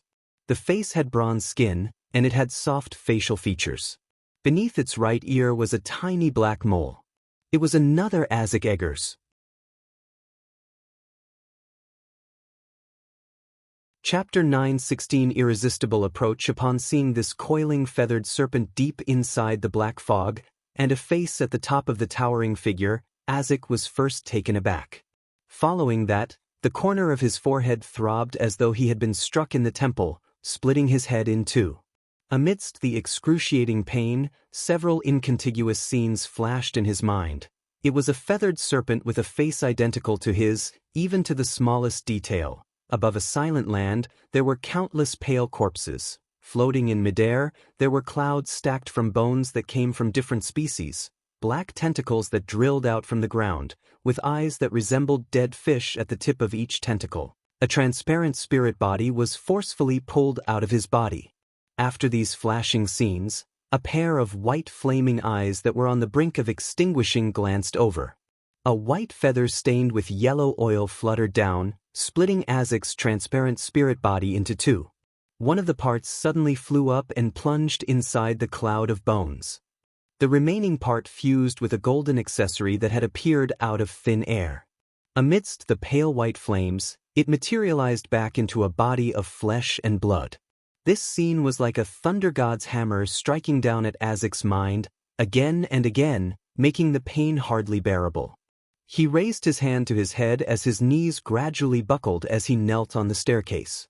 He had finally recalled everything that had happened, and he understood the reason why he was constantly dying and reviving, always losing his memories and having to recover them every single time. His soul wasn't complete. Similarly, Isaac also understood why the feathered serpent suppressing the entire space in the depths of the black fog had an identical face as his. It was him. That was the other Isaac Eggers. And all of this was a concealed attempt before death's fall. If stitching souls existed, there was naturally the splitting of souls. At that moment, the crazy and powerful death had seemingly foreseen his outcome. Unwilling to die so simply, he secretly split the soul of his son, Balaam Empire's death console. He took half of it away and used another item as a replacement, stitching it together with Isaac's soul. It was a mystery if it was a deliberate arrangement of death, or if it was an unintended consequence of the Numinous Episcopate's artificial death project.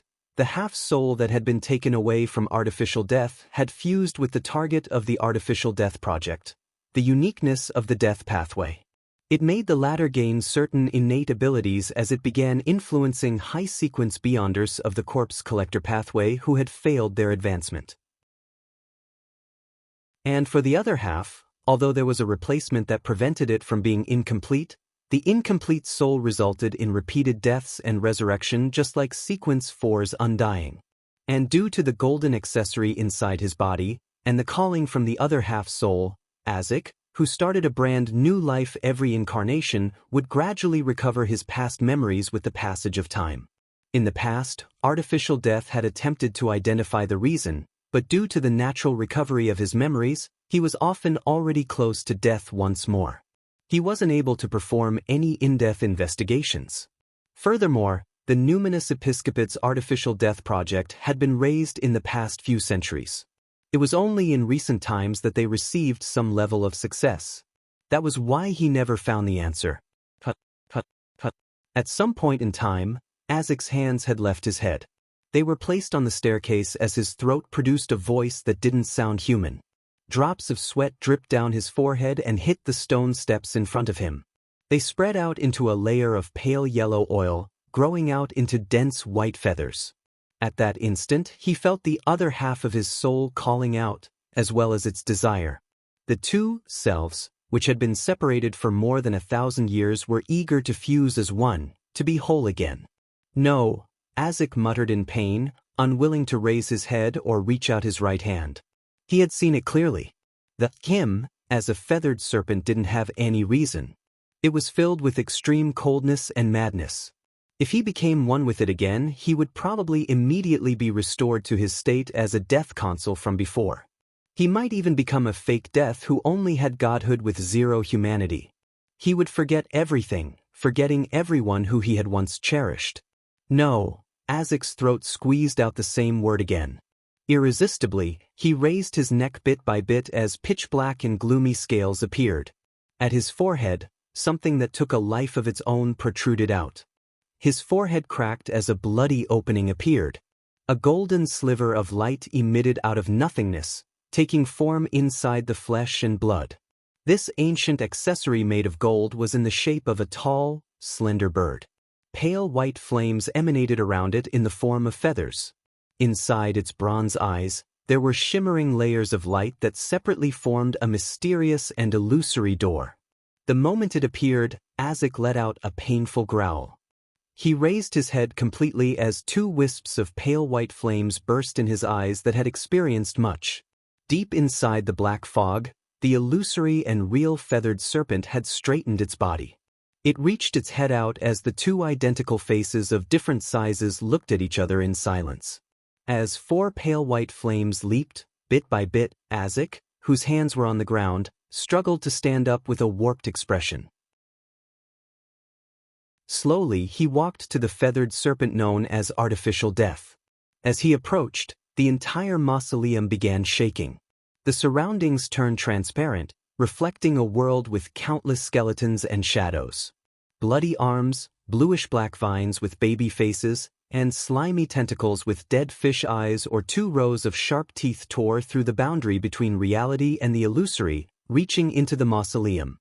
However, they clung straight to the ground without daring to move. East Balam, Colane City.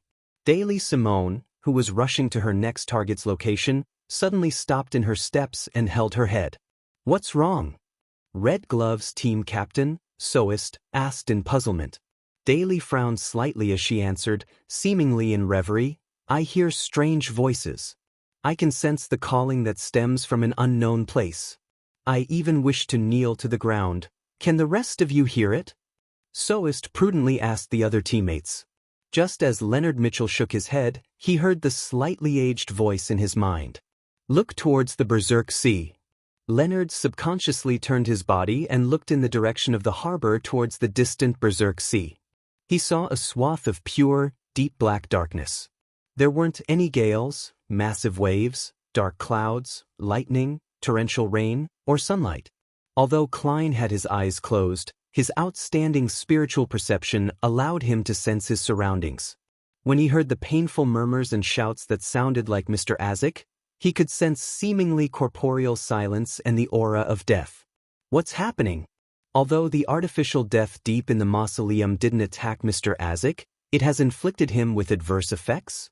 Klein's mind raced as he felt anxious and worried.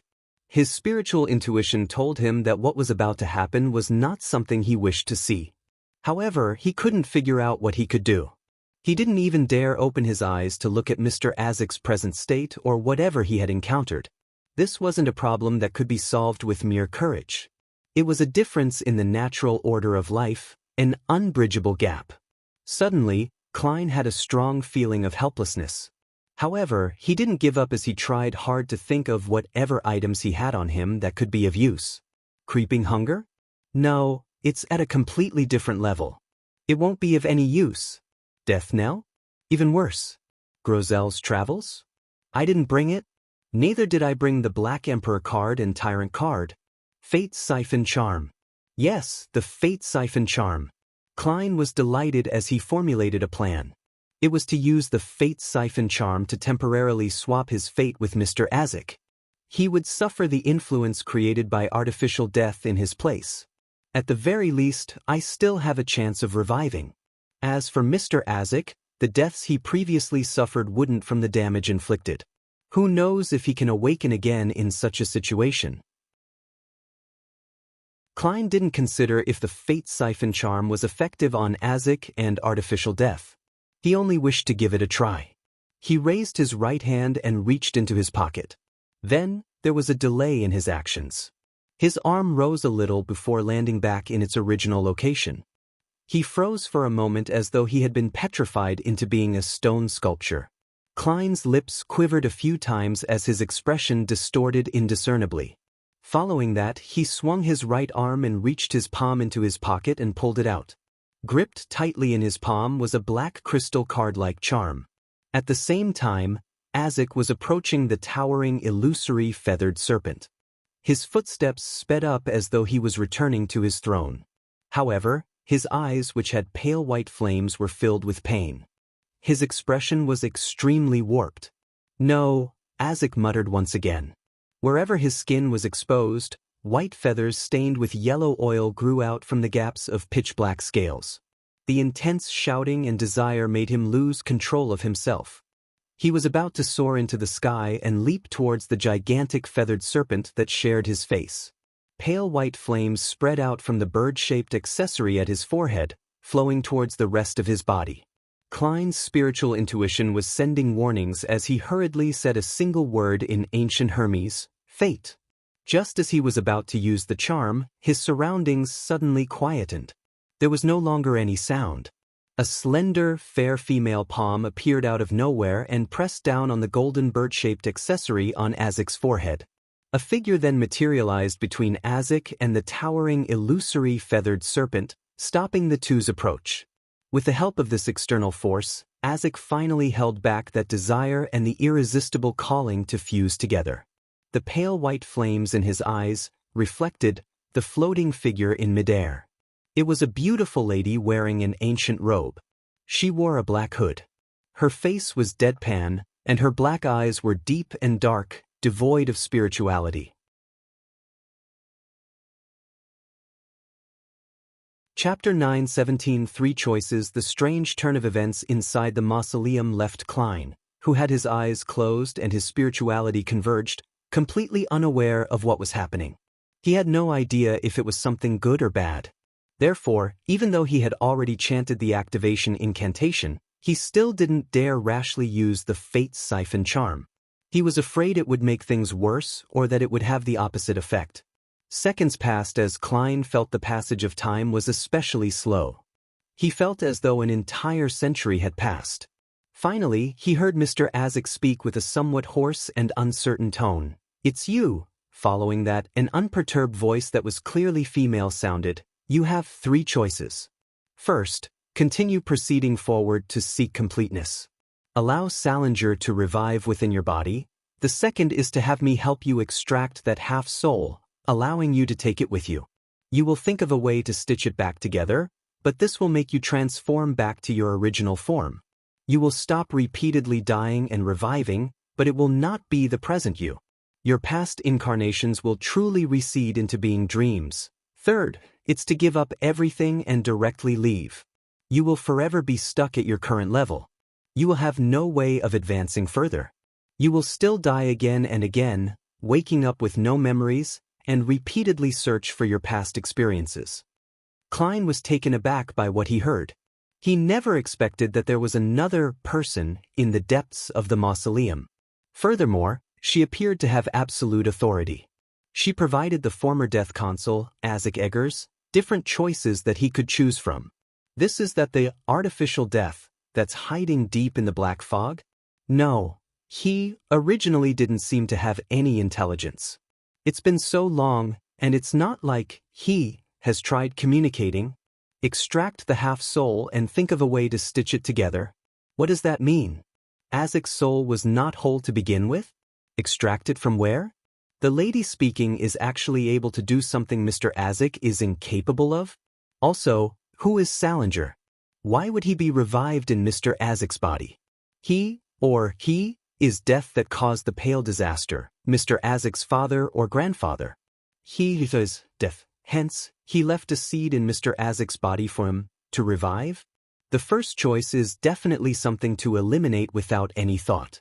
The second and third choice each have their own problems. The former makes him not his current self. He will become an unfamiliar him. The latter is to suffer an undying curse for all eternity, never to receive salvation. If he's confident with himself, truly treating all the past incarnations as an anchor, then the second choice can be considered. It allows for reconciliation and a compromise. But this involves the splitting of a half-soul into half. It's impossible to guess what developments will happen to the other half-soul which didn't experience those incarnations in the future. The anchor might not be able to resolve the problem. Ideas flashed through Klein's mind. He was puzzled, curious, stumped, and confused. He was so near, yet so far from a solution. It was Isaac's life. It was a future he needed to face. No one else could make the decision for him. And whatever Klein needed to say had been said. He stood there helpless and worried, waiting for Mr. Isaac to speak again. Isaac looked at the beautiful hooded lady in front of him without saying a word. The pale white eyes in his eyes flickered. The illusory but real towering feathered serpent seemed to sense a negative development. It suddenly lashed out its tail, wildly sweeping it around as it lunged its head downward and opened its gaping mouth, revealing dark red flesh and fangs that were tainted with yellow oil stains. It stuck out its black serpent tongue and spat dark green slime in a bid to devour Isaac Eggers. However, all of its attempts failed to be effective. It seemed to live in another world. Amidst the unsettling silence, Isaac raised his right hand and rubbed his temples. Calmly, he said with a laugh, "Perhaps I'm accustomed to my present life. I choose the third choice." Just as he said that, the hooded lady clenched her fist, gripping the golden bird-shaped accessory tightly. Then she retracted her arm, pulling out the ancient item from the gap in Isaac's forehead. Isaac's expression distorted once again as though he was experiencing unimaginable pain. Every drop of his blood, and in every piece of flesh, there were some parts of his soul seeping out, mixing together into a transparent soul. This soul appeared complete, but it was filled with discordant and disharmonious feelings. It was because it was half gold in color, the same all the way from the brows, eyes, to the torso and its four limbs. It had an ancient simplistic beauty. As the golden bird-shaped accessory was extracted, Isaac's translucent soul began to disintegrate inch by inch, as though it was being skinned alive. His throat let out an unhuman gasping sound once again, causing Klein's head to spin and ache. It felt as though a needle had stabbed into his brain and was stirred wildly. In seconds, Isaac's spirit body completely split into two. Half of it transformed into a golden stream that infused into the bird-shaped accessory, while the other half returned to his body, fusing with his flesh and blood. The two pale white flames in Isaac's eyes were extinguished as the white feathers and pitch-black scales on his body receded. His warped expression also eased as he no longer looked as savage. His expression turned slightly pale and translucent as his forehead throbbed. Clearly, he was suffering a pain that stemmed from deep within his soul body. "Thank you for your help." He bowed towards the beautiful hooded lady. He turned around and floated up the staircase, coming to Klein's side. "You can open your eyes now," Azek said with an exhausted smile. Klein hurriedly opened his eyes and sized up Azek. Realizing that there weren't any signs of madness or loss of control, he was completely relieved. He curiously cast his gaze deep into the mausoleum. The black fog was still emanating, completely blanketing everything underneath. "Who was that?" he couldn't help but ask. Azek laughed and reached out to grip his shoulder. "Even if I were to tell you, you wouldn't be able to hear it unless she is willing to let you know." As he spoke, Klein subconsciously grabbed his two marionettes' shoulders. The colors around them saturated and clearly stacked upon one another. The two men and two marionettes quickly passed through the spirit world corresponding to the Berserk Sea, returning to Klein's in Colaine City. Azek released his grip and pinched his forehead. With a gentle smile, he said, "I'll need to sleep for an unknown length of time in order to recover. If you have any questions, you can seek out the spirit world's 7 lights. You should already be aware of the corresponding ritual." "Mr. Azek, are you all right?" Klein asked in concern. At the same time, he rebuked himself. How can he be fine having lost half his soul forever? Azek laughed and said, "It's not a big deal. I'll just be maintaining my previous state, allowing me to foresee my death and arrange everything, severing ties with my original life. I'll then forget everything and reawaken in search of my past. Like before, at least you're there, someone who knows a lot about my past. If I were to forget once again, I should be able to recall a lot when I receive your letter." He paused and nodded indiscernibly as he chuckled. "Sleep isn't a bad thing either. At least I'll have dreams. In my dreams, I never left, accompanying her while taking in the sun while guiding that stubborn son of mine to use the broadsword. I'll also make a swing for that little kid that loves to wheedle." Having said that, Azek threw out the copper whistle and said with a gentle smile, "Remember to write to me. But before I awaken, I will not reply to you." Just as Klein reached out to receive the ancient and intricate copper whistle, Azek vanished from the room, his whereabouts an unknown. After blankly watching this scene for a while, Klein suddenly let out a sigh.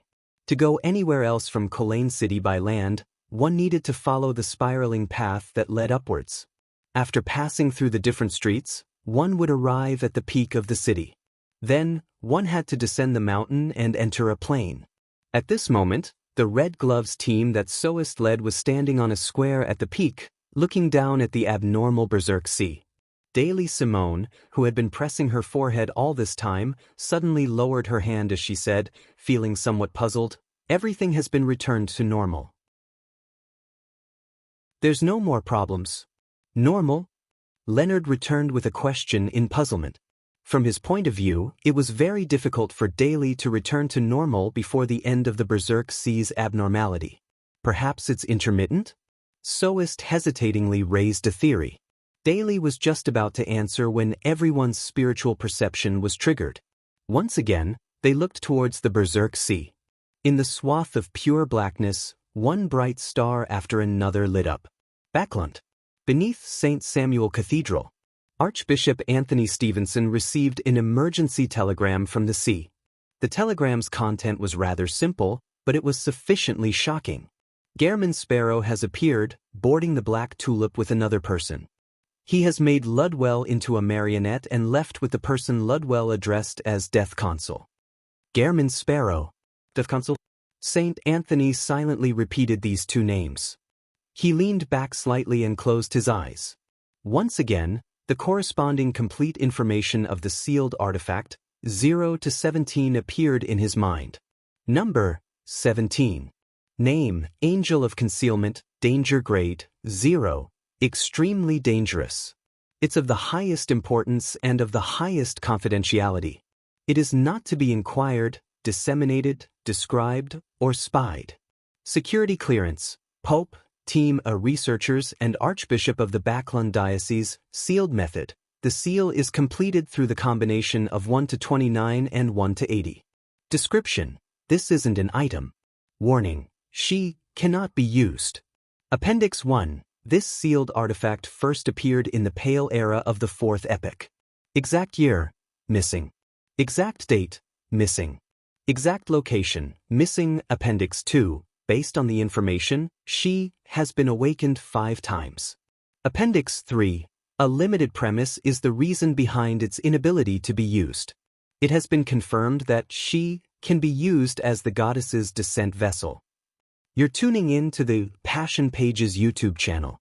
We're so grateful for your support, and don't forget to subscribe to join us on this incredible journey through captivating stories. Your generosity through donations truly makes a world of difference, as it's the primary source of revenue that allows me to expand and enhance this channel for you. Thank you from the bottom of my heart for being a part of this adventure.